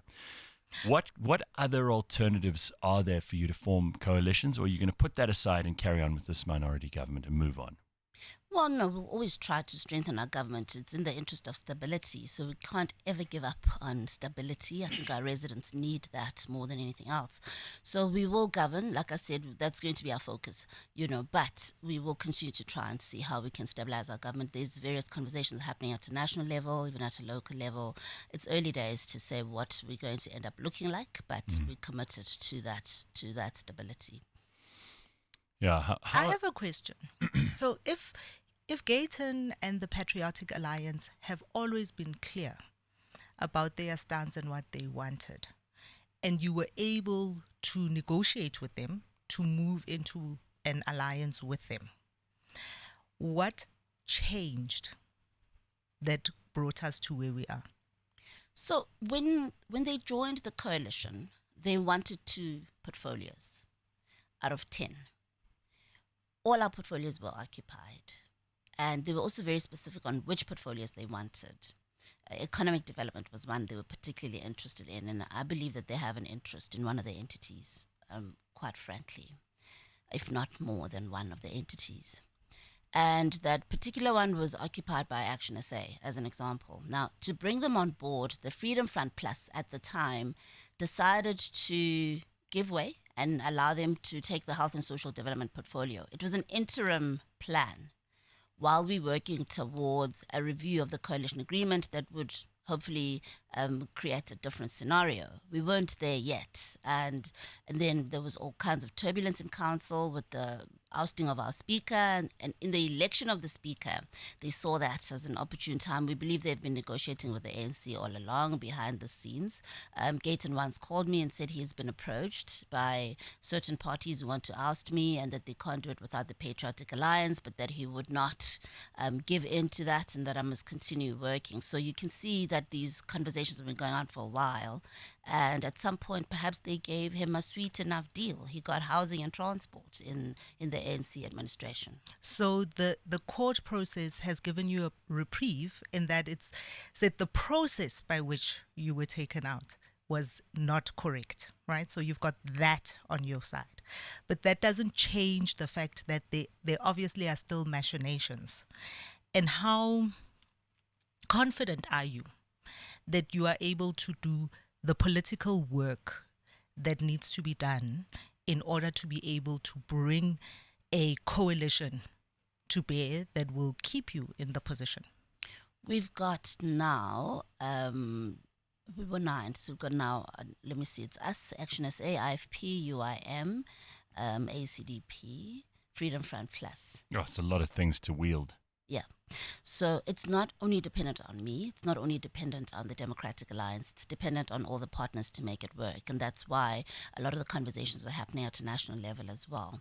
And those are happening. And I believe that everybody's committed to fighting back and making sure the city remains in good hands. And we'll do whatever we can to make it happen. So someone in the comments asked, and I think this is such a good question, what is Joburg's number one problem right now? So my number one priority has always been electricity. Just because it's such an enabler and it's an economic driver. Joburg is the economic hub of the country. We contribute about 15% of the country's GDP. Mm-hmm. And if we can enable business and enable economic growth, people will be in jobs and a lot of things will take care of themselves.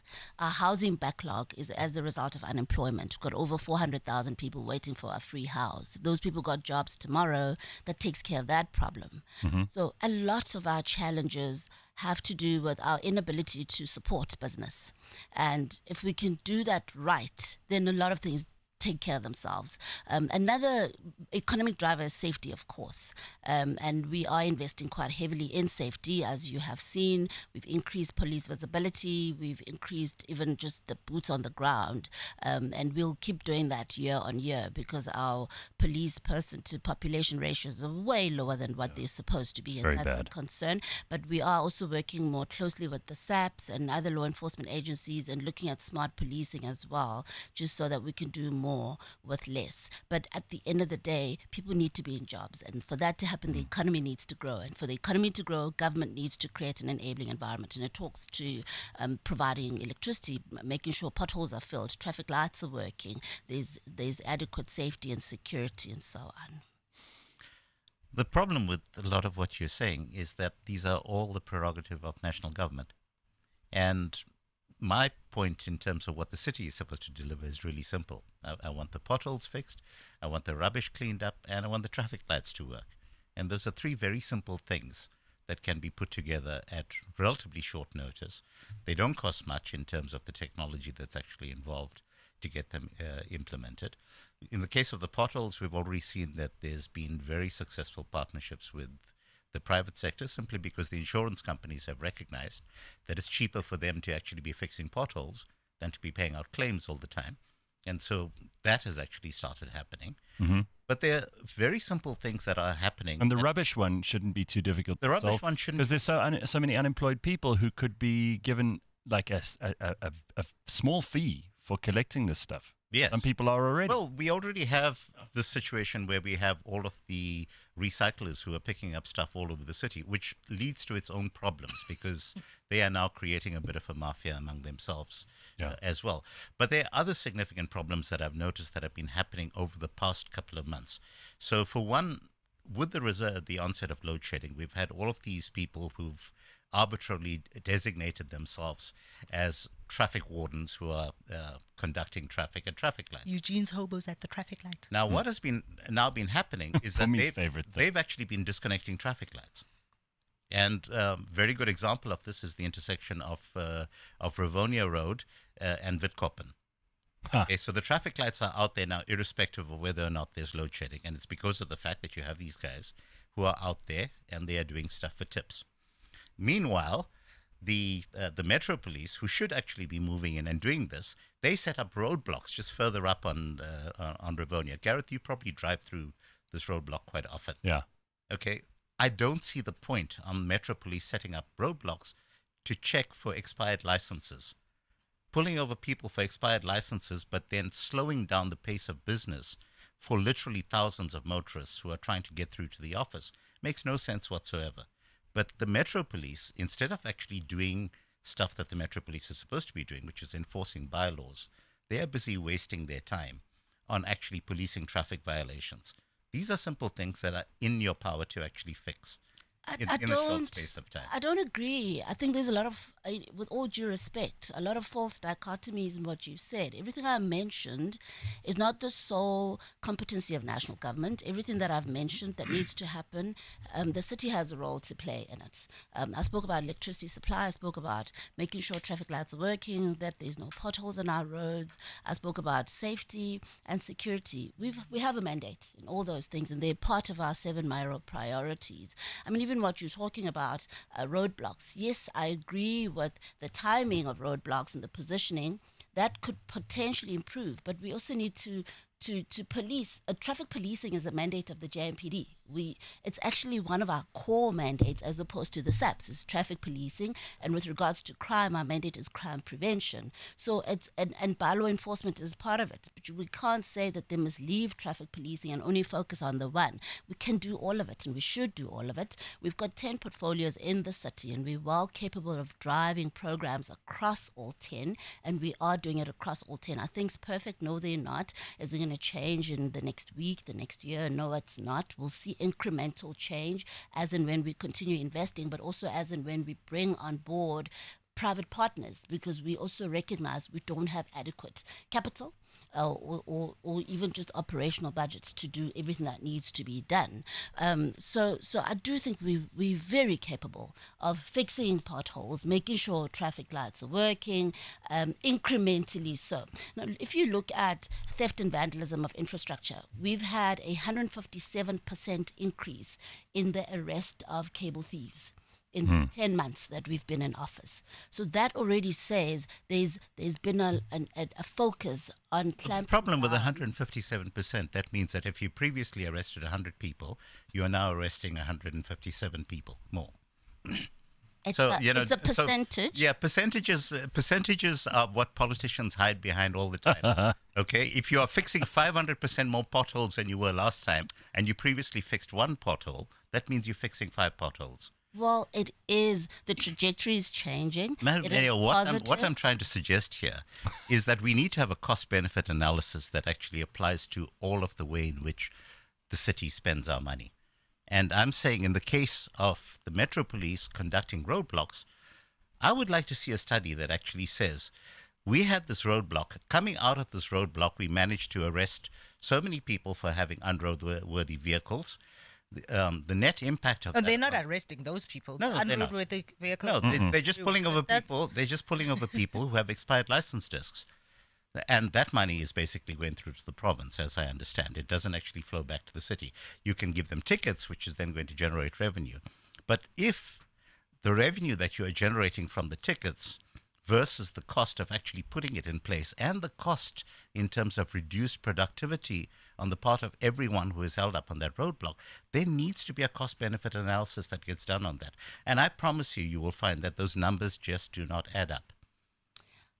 Yeah, I think it's a broader discussion than what you're reducing it to. Traffic policing is crucial. It's a function of safety on our roads. How does That's why pulling we over? don't want the hobos directing traffic. Exactly. We want the metro police directing traffic. I agree with you on that. So why are they having roadblocks? But anyway, I think we're going to get stuck in a rut here. We're in a because There's roadblock. not going to be. We're in a roadblock. We are in a roadblock. We're going to be stuck because All right. what you're not going to be able How?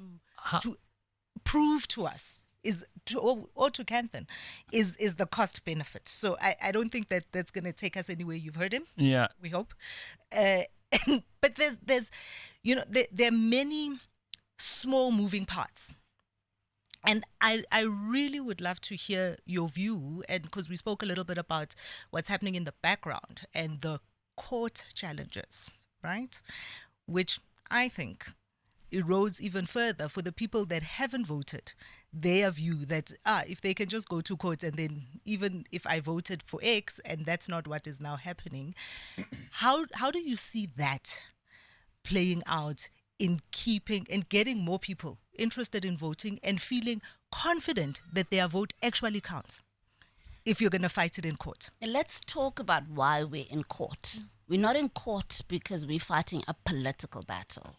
We're in court because council is run based on certain laws of this country, the Constitution, the Structures Act, and the rules of council. And when those are not respected by either the speaker or any of the councillors, and decisions are made, key decisions that affect the lives of the people on the ground, then we do need to approach the courts for relief. That's what that battle is about. It was a fight for democracy. It was a fight for the rule of law. It was not a political fight. You And see, I don't have a problem with the court battles going on as well as all of this. I mean, you can walk and chew gum at the same time. And the DA has been very successful in pursuing court battles and bringing some people to book and making sure that and the that's rule of why law I is accede respected. to the fact that process is Sure. one thing, right? I would like you to maybe expand a little bit on this latest battle that you now have with the speaker. so what the speaker did is she failed to self-correct after the court judgment that was issued last week. It's last week. She wanted to bring the very same motion that was deemed inadmissible before. She wanted to bring the same motion to another council meeting and engage in another illegal process, which we were not going to just sit back and allow, because again, like I said, the court battle is about democracy. It's about respecting democracy, respecting the laws of the country, respecting the rules of council. It would be a sad day, the day we all decide to set our rule books aside. How are we going to run council? How are we going to run the city? So we can't allow that, not on our watch. We have to appeal to the judiciary to help us make her realize that she operates in a legal framework and she needs to respect it. So my follow-up question then is, what have you learned from this experience about your alliance partners? What have I learned about my partners? Well, I mean, just like in any marriage, you enter into it today. It doesn't mean it's necessarily going to last forever. You hope it does, but sometimes it doesn't. And when it doesn't, you deal with the situation, whatever the situation is. We're here now because the Patriotic Alliance has jumped ship. Not only them, I mean, it started with Colleen Makubele of COPE, of course, and the ATM as an example. There's a lot of confusion within COPE. I'm sure you've seen that playing out. 1 minute Colleen Makubele is suspended, the next minute, no, she's not. And it's different tiers of I'd COPE love to that know are- who. Phumi and I had this conversation. I'd love to know who the 20 people are who voted for Cope in the last election. How much more disappointment can they bear? I mean, there's something about that, right, Kanthan? I once voted for them. I admitted it. I thought this is something new, and I've regretted it ever since. But there's still people who are doing that. Well, there were glory days back then. Yeah, well, I don't know about that. All right, so let's just talk about a couple of the questions that people are sending in here too, because a lot of the listeners have questions for you. Jim says, I'm listening to this. I'm glad I'm out of Joburg. It's become like Middle Earth, lawless and filthy. So Kanthan already talked about the rubbish. It's one of the things that just visually, if we always talk about dignity, and politicians especially always say, oh, we're here to assure that you are treated with dignity. But we don't have a very dignified looking CBD. I mean, I'd take any off-ramp you like, and it's just absolute chaos and mayhem. And Jim here is making a good point. Like, it makes me very uncomfortable, and it gives me every reason to believe things are in decline just because it looks like that. And cosmetically, I mean, even politicians who don't care about anything else, cosmetically can make things better. We have lots of people in this country who are unemployed, and we talked about the rubbish removal and all the rest of it. But like, every highway is strewn with nonsense, and on the insides there are weeds growing. I drove through an abandoned or sold petrol station yesterday, and it looks like it's been left alone for 50 years, but it only closed down about 3 months ago. But the moment the business moves out, everything just goes to hell. Broken windows, all of that stuff. And we know about Giuliani in New York with his broken window policy. Do you have some kind of comment on that before we talk about policy? Because you've obviously thought about this. I agree with you on the filth. It was a sad day to see Archbishop Desmond Tutu buried in Cape Town when he would have wanted to be buried in Johannesburg. And I know this because the dean of the cathedral where he fought apartheid for so many years has shared the story with me that actually he was part of the plans for his funeral. And at a point he saw the Joburg CBD, this is many years ago, and he decided he's not going to be buried in Johannesburg, and he moved it to Cape Town. So it's true, the CBD has been dirty, but it's also true that it improved significantly in the 10 months that we were in office before we were ousted. And of course, we're going to start again now. We've started a week ago. And that's what I'm talking about. Is it going to be perfect in 10 months? No, it's not, but you will see change. And we've received many positive reviews about how clean the CBD is looking finally in the 10 years that we were in office. And I don't know if you've been in that time, and it's one of the things we also started seeing deteriorate in the 25 days that we were out of office. But we're back now, and we will continue. There's a lot that we've changed. We've added a shift, so we've got 2 shifts now, cleaning our streets. We're mechanizing street sweeping as an example. We've launched Arsebetseng, where we mobilize communities and business to join us in our cleanups. We have launched it in several regions. We will continue launching in other regions where we haven't, and make sure that there's growth, and so on and so forth. We want to introduce recycling in a big way by having buyback centers everywhere. I'm teaching my own kids about recycling. So if you come to my house, you'll find lots of 2-liter bottles and that. And we want that to be a culture, because waste is actually gold. It's money. And a lot of people go to bed without food on their tables. They don't understand that they actually do have something that they can go and sell somewhere. But it's a process, and that's the process we're embarking on currently. And that's really the message, that I understand people are frustrated. But we're talking about 28 years of neglect. And with the limited resources we have, there is no way we're going to just, pull out a magic wand and everything has changed in 10 months. But look at the trajectory, and that goes back to the 157% discussion. Whether it's 5 more or 10 more is immaterial. What is the trajectory? Are we going in a positive direction, or are we declining? And all indicators show that Johannesburg is actually on the road to recovery. It has been in the hands of the Joburg multi-party government since we took over in November last year. All right. I love the talk about the resources available, because that brings us to the billing crisis. What is happening about the billing crisis? Because this is one of the 2 things I think that most Joburg residents have. Yeah. So the billing crisis, again, is another historic issue, long-standing issue. We have MMC Sadabi in there now sorting it out. You have billing that is happening in a manner, you've got a value chain that's broken, essentially. So you've got the entities, Joburg Water, City Power, rendering services, and you've got revenue dealing with billing issues. You've got a communication flow that's broken along various areas, from the actual meter reading to when the actual bill is generated. So we in the process of fixing that entire value chain, and it requires IT, it requires those kinds of developments. And MMC, fortunately, is from that background, and she's on top of it. These are some of the things that we were worried would be interrupted with our removal. We need to fix the billing crisis. We're making some changes now. We're looking at what's working, what's not working. A good example is your large power users who were also being managed by revenue. We've decided they must now be managed directly by City Power at the customer interface, because we find that works better. So there is a whole review that's going on. looking at what's working, what's not working, and how do we fix it. But again, it's going to take a little bit of time, not a whole term, fortunately. So I'm hoping by next financial year we will be in a much better place. Kanthan? I want to talk about the practicalities of people actually having the skill sets necessary to do this type of stuff. And I'm going to give you a very practical example now. Once the rains come, the UXK always gets filled with rubbish. And I happen to live in a suburb that's downstream from Alex. And so the rubbish comes flowing down the river, and there's a low bridge. And this is the low bridge in terms of what happened yesterday when the rains came. Okay. Have a look. And as you can see, it's just like plastic and polystyrene. yeah, so it's plastic and polystyrene that completely cover the bridge. And of course, we did the usual thing, which is to call the city of Joburg. JRA sends their trucks out there to clean the mess.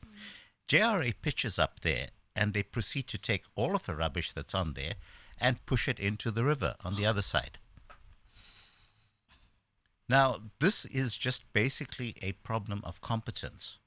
Because really what should be happening is that rubbish should not be going back into the river.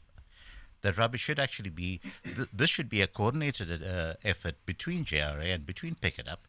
The Pick It Up trucks should be there. There should be bulldozers that are actually taking the rubbish, because otherwise all it's doing is it's just shipping it upstream from our place. It goes through to Waterfall, eventually ends up in the Crocodile River, and the entire value chain is contaminated. Now, this problem really comes from the fact that the people who get dispatched out there to do the work actually lack the basic competence to understand this stuff.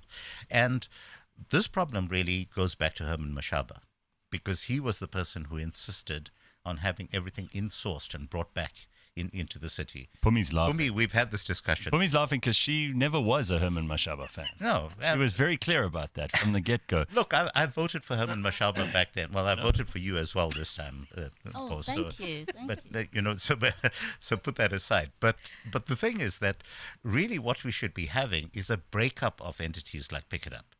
We should be privatizing these, putting in place collection agencies that are actually embedded in the local communities, so that you're creating this sense of empowerment. And there'll be an employment creation. There'll be employment creation, but more importantly, when you have a situation when you're not going to have Pick It Up suddenly going on strike and holding the city hostage, which again happened last week.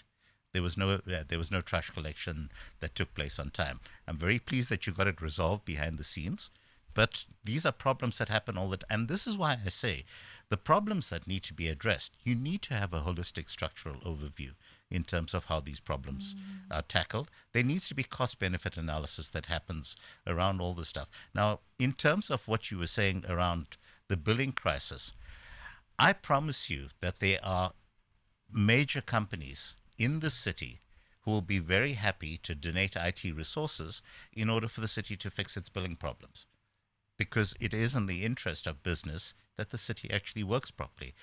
Has there been an attempt to actually reach out to these companies and get this in place?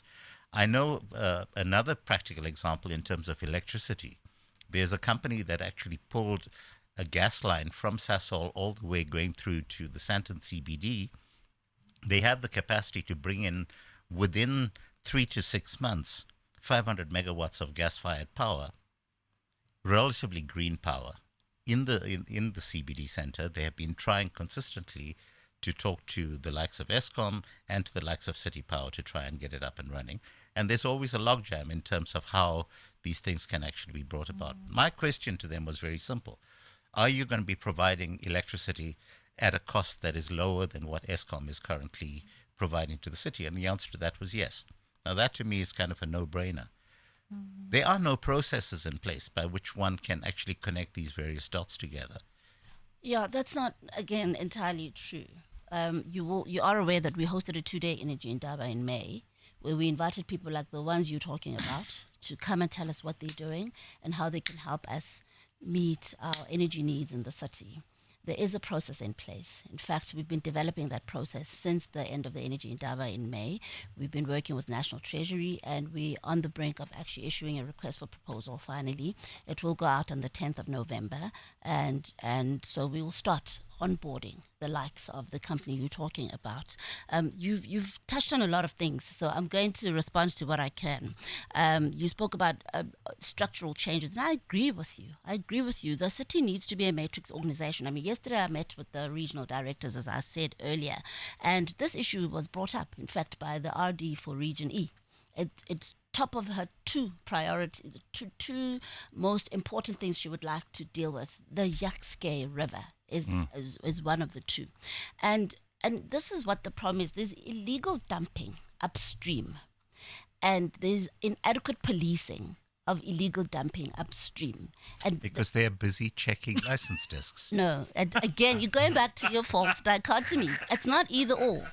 We can check license discs and we can still police illegal dumping, but we've identified that as a gap and we're going to be addressing it. That's number one. You also spoke about incompetence, and I don't always believe, and yes, there will be elements of incompetence, and those are as a result of cater deployment for years and so on, people who got jobs because they were pals with certain connected individuals. There are those people. And with the introduction of performance management and consequence management, we should be able to clean up, over time. But there's also people who know what to do and are just negligent. Some people are just corrupt. So there's also that. And it's important, and I'm glad you mentioned this because it's something we need to investigate. I'm very concerned to hear that the JRA has done what you say they've done. I need to know what happened, and people must be held to account because it's unacceptable. It's completely unacceptable. So yeah, sorry if I didn't touch on it. You don't have to touch on all of them, but I think I'm just listening to the granular stuff, and unfortunately for you, both Kanthan and I live in Johannesburg. And have no plans of moving out. And that's have no good. plans of moving out. Thank But I think that there's an opportunity from your experience, and as we watch the same thing play out in Ekurhuleni, to share lessons, what it is that Mayor Tanya could do differently in Ekurhuleni that would result in a different thing from because what happened to you. You guys are in communication. I know because I interviewed the mayor of Cape Town not so long ago, and he said, while you were going through the court battles and you'd just been ousted there, and he was saying that he'd been in regular communication with you and kind of, sharing ideas and moral support and all the rest of it too. So clearly you have a network of other people you can rely on, share your experiences with, as Phumi says. How does that work in practical terms? I mean, you're in a WhatsApp group, mayor's, Also 'cause they're in the a mayor's federal WhatsApp party, group, right? Okay, sure, of course. We do have a WhatsApp group, all the DA mayors. We also have breakaways, mayoral breakaways. We have 2 a year, where we're in one room for 2-3 days, and we get practical lessons delivered by experts. In the last one, we had a former mayor from Denmark, who's now a deputy mayor, sharing about coalitions. So, yeah, all kinds of things that we discuss, common issues that we all face in our municipalities. What's interesting is to see the fluctuation in numbers, So in the first mayoral breakaway, you would have been, say, 36. In the second one, maybe you're 34. And, I was out now, I'm back now, So Sure. it's very interesting. So they didn't remove you from the group? From the WhatsApp group. No, Mpho has been removed. Okay, no, good. I was Yeah. not removed. Okay. But it's not always what could Tanya do better. Like I said, Not better, differently. Yeah, it's not always. I think Tanya did her best, considering she's always been a minority government from day one. I don't think any of us thought she would last for 11 months. For me, the fact that she only got ousted now says she did a lot to hold that government together. Because at no point did she have 50% plus one. She managed to pass a budget. She managed to pass an integrated development plan.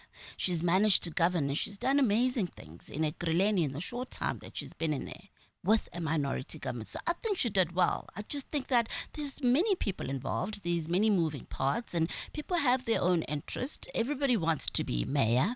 It doesn't mean that just because you're mayor, everyone else has accepted that they're not the mayor and they've stopped working towards it. So sometimes people are just buying time and looking at their options and working out how they can oust you while they're supporting you. So I don't think that it's an indictment on her, what has happened.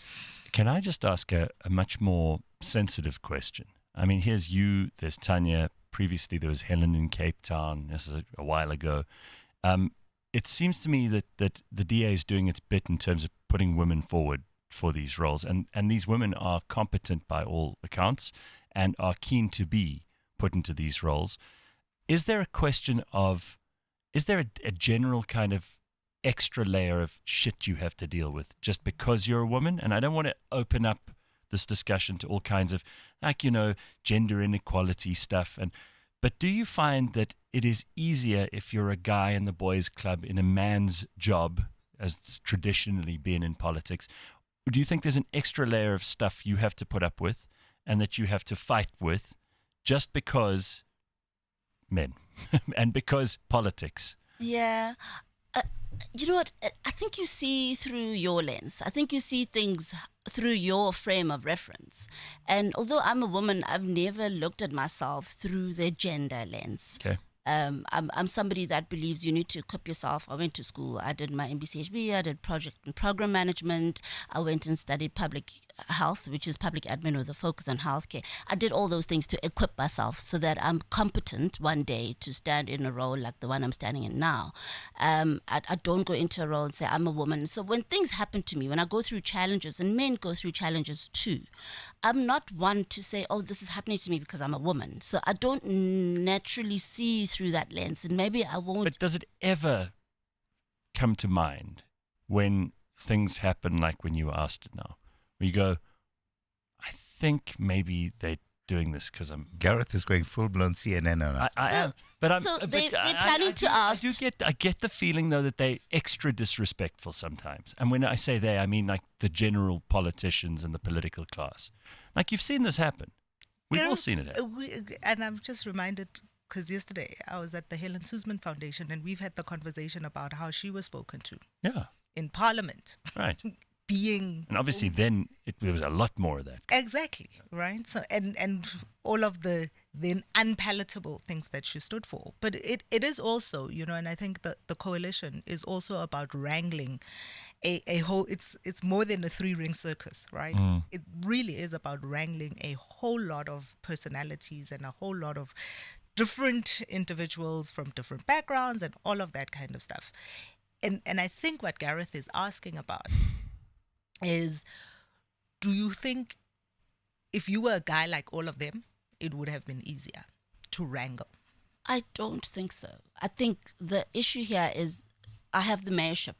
And there are other people who may want the mayorship or who may want a better deal than what they got. And maybe they were just playing for time until, they think, okay, now we can strike. So I really don't think it has much to do with... Your answer makes me like you more because I gave you every opportunity to go for all those free points. Well, okay. And you could. Absolutely. Conceivably, anybody else would, but I just love that you didn't. Absolutely. It makes me so happy. Yeah, But then the thing I set you up for an easy win, and instead you hit it out of the park. I'm so pleased about that. Thank you.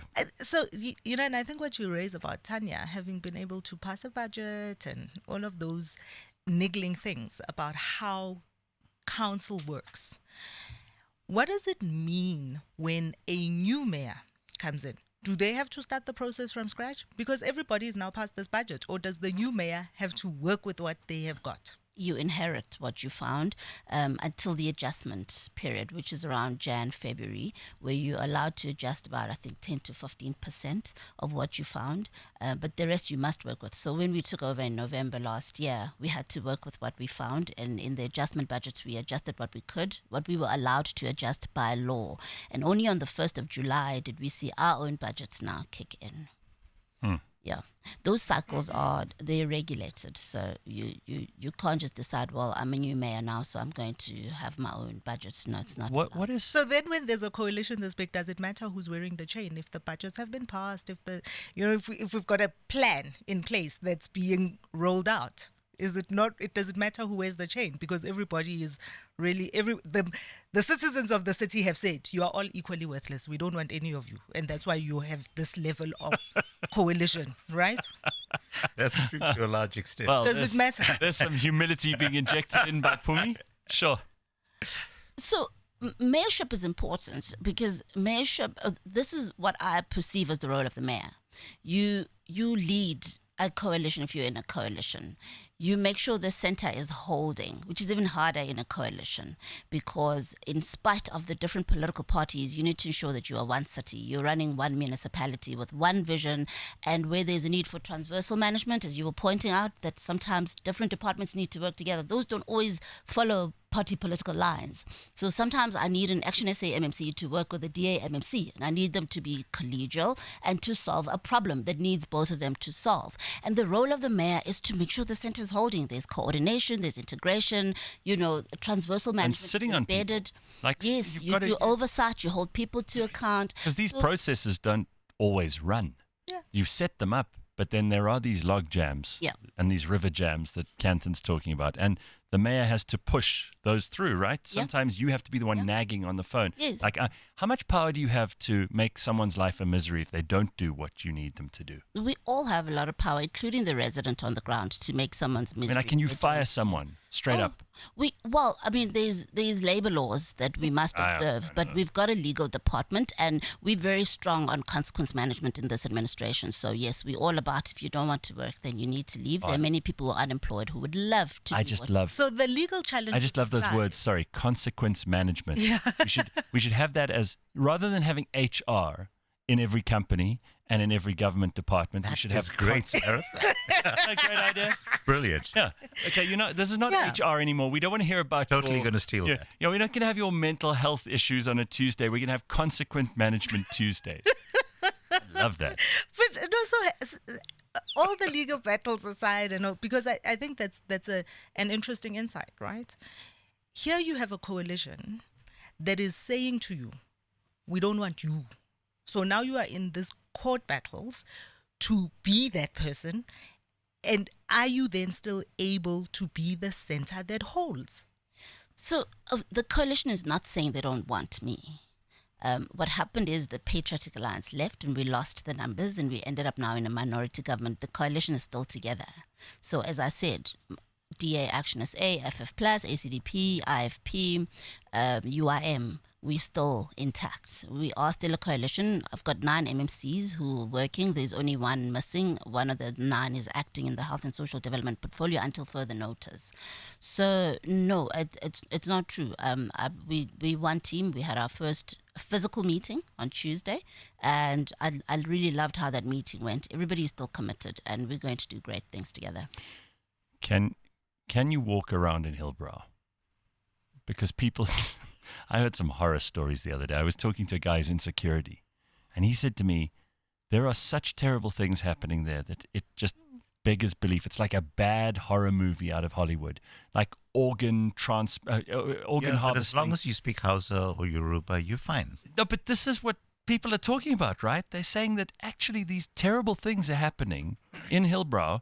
If you're a woman walking through Hillbrow on your own, that is just, it's not going to go well for you.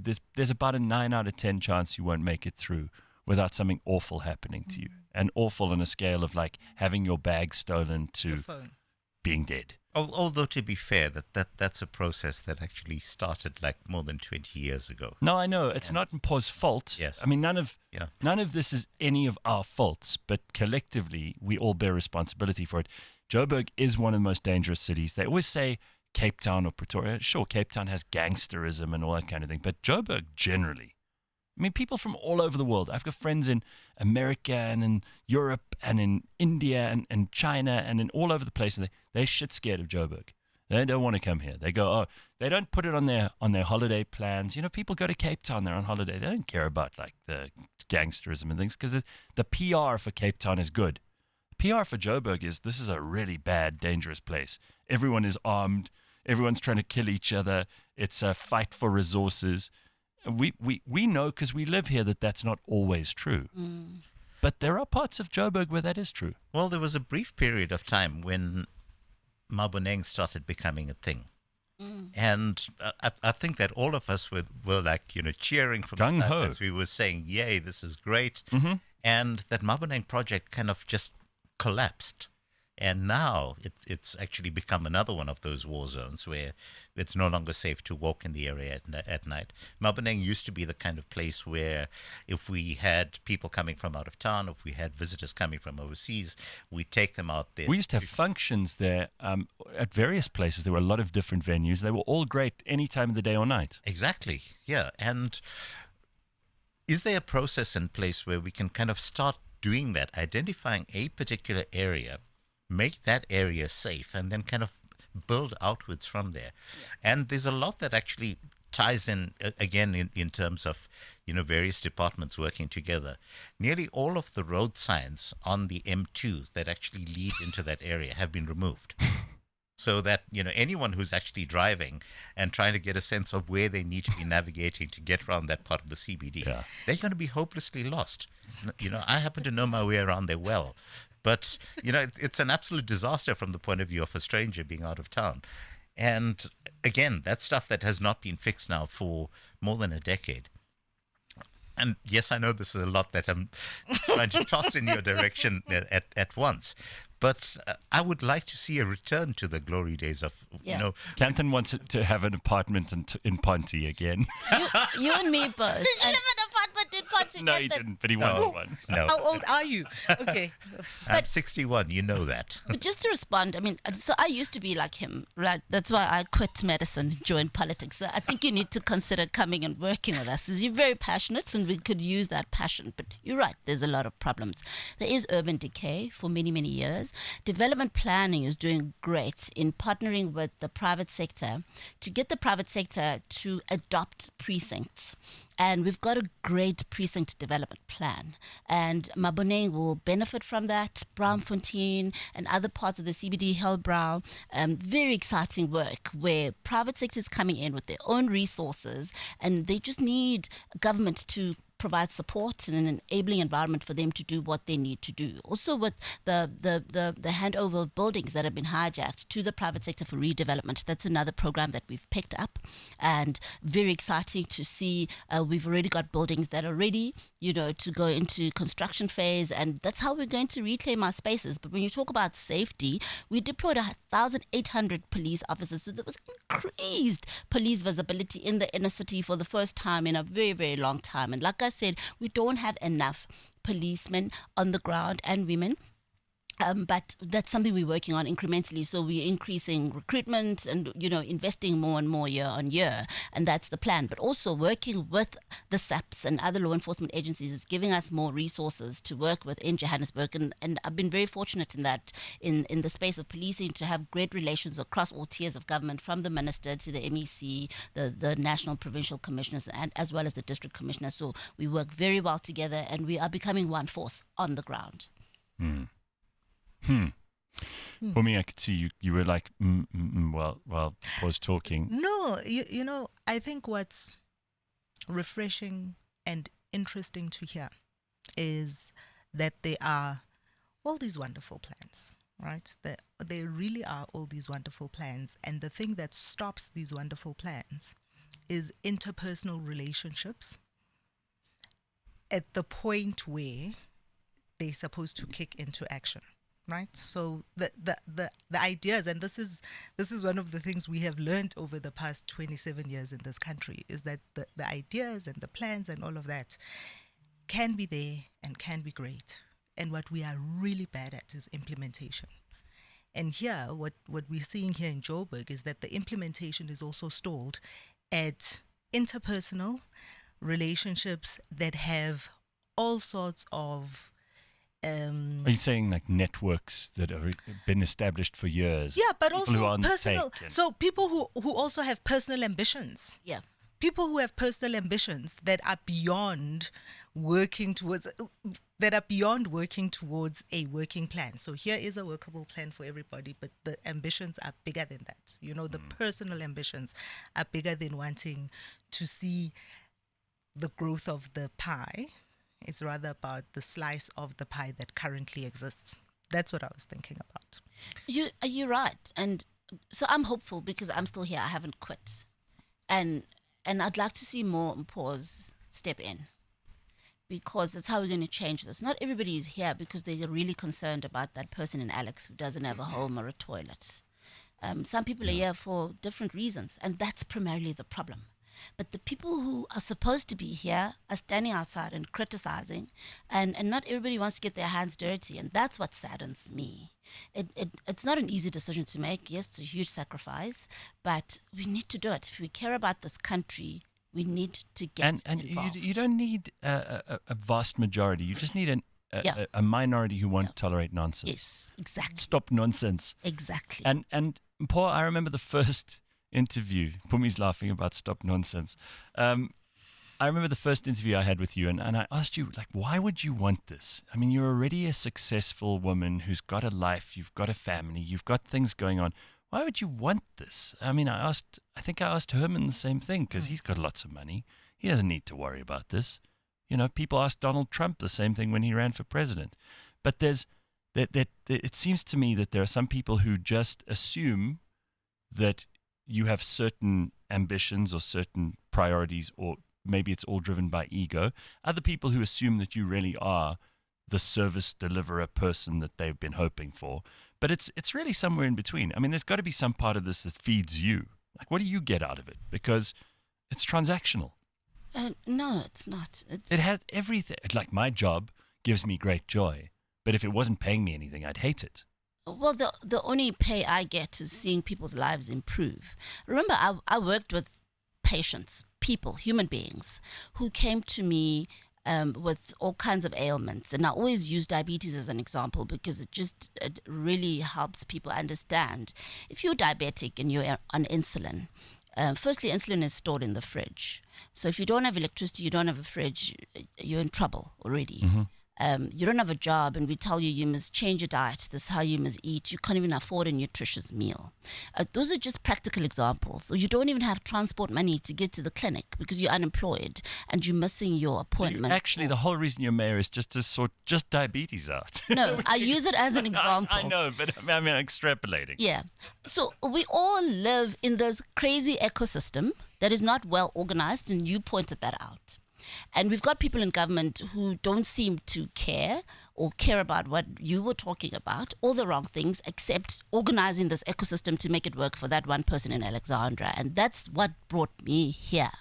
When I first left my business, I remember I was in disability consulting and I had contracts with SASSA, and I left it to come and study because I realized I don't have adequate skills to do what I wanted to do. I could see the system is fragmented and it's not working for the one person. And that's when I came to do public health medicine. I spent 4 years at Wits University. It was my first tough decision I had to make.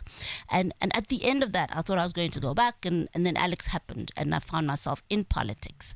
But that's really what it is. It's about how do we get government to work for the person on the ground? How do we organize this system? You like efficiency. Yes, and I want to see people develop and grow and live better lives because they can, and like we have efficiency. adequate resources to give people decent, Even if it dignified was, lives. I was being sarcastic, but even if it was just to solve the value chain for diabetes, that would be a great thing. That would be a great. If we could get that. it would Phumi, solve- that's your alarm. No, It's our alarm. it's not my alarm. It's not even on camera or on Paul- the microphone. Paul Paul has- brought an I just want- entourage, I and just it's want the to pounce entourage's alarm. Gareth, Paul I want has to go. I want to pounce at this point because right. we spoke about Alex Pounce. and the Rea Vaya from Alex through to Santon. Is that going to happen? Because Yes. it's been more than 10 years now. No, we've actually made some headway on that. So watch the space very soon. Can we have a time frame on that? He's holding you. See, he's holding you to account. I know. You'd make a good mayor. Can I have a time frame on you joining government? Listen, Paul, thank you for coming in. I know you're very busy, and this is only a few days after you've been getting back into the job. We are all hopeful, whether we voted for you or not. I think the people of this city just desperately want things to work. It's how I started this discussion with you. I think it's true for Kanthan. It's true for Phumi. It's true for me. So good luck. I mean, power to you. Make it happen. And let's hope that you can, in the next opportunity to get people to vote, have a much stronger mandate from people. Because even though we prefer coalitions in that it's not one party controlling things, we've seen what happens when that happens. it's easier if one party has the mandate of the people to actually go ahead and do things, because coalitions are damn hard. It makes just it adds another dimension of stuff that you have to trundle through every day. Good luck. Thank you for coming to see us, and I appreciate your time. Thank you, Kanthan. Always good to have you here for your studio reunion with Phumi and I. And Pums, we will see you next week. I love seeing everybody here. I know. Almost feels like... Are y'all coming back to the studio next week, or I'm alone again? He doesn't know, Gareth. I don't know. Let's see. I enjoyed you arriving to the studio with coffee, okay? I know. So please that come we back. can arrange. That we can All right. Thank you, Mpho. Thank you, Kanthan. Thank you, Phumi. And most especially, thank you to you. We will see you tomorrow morning at 6 a.m. for the show, but Phumi will return Thursday next week with another burning platform. Cheers, everybody. Bye-bye. Bye. Thank you.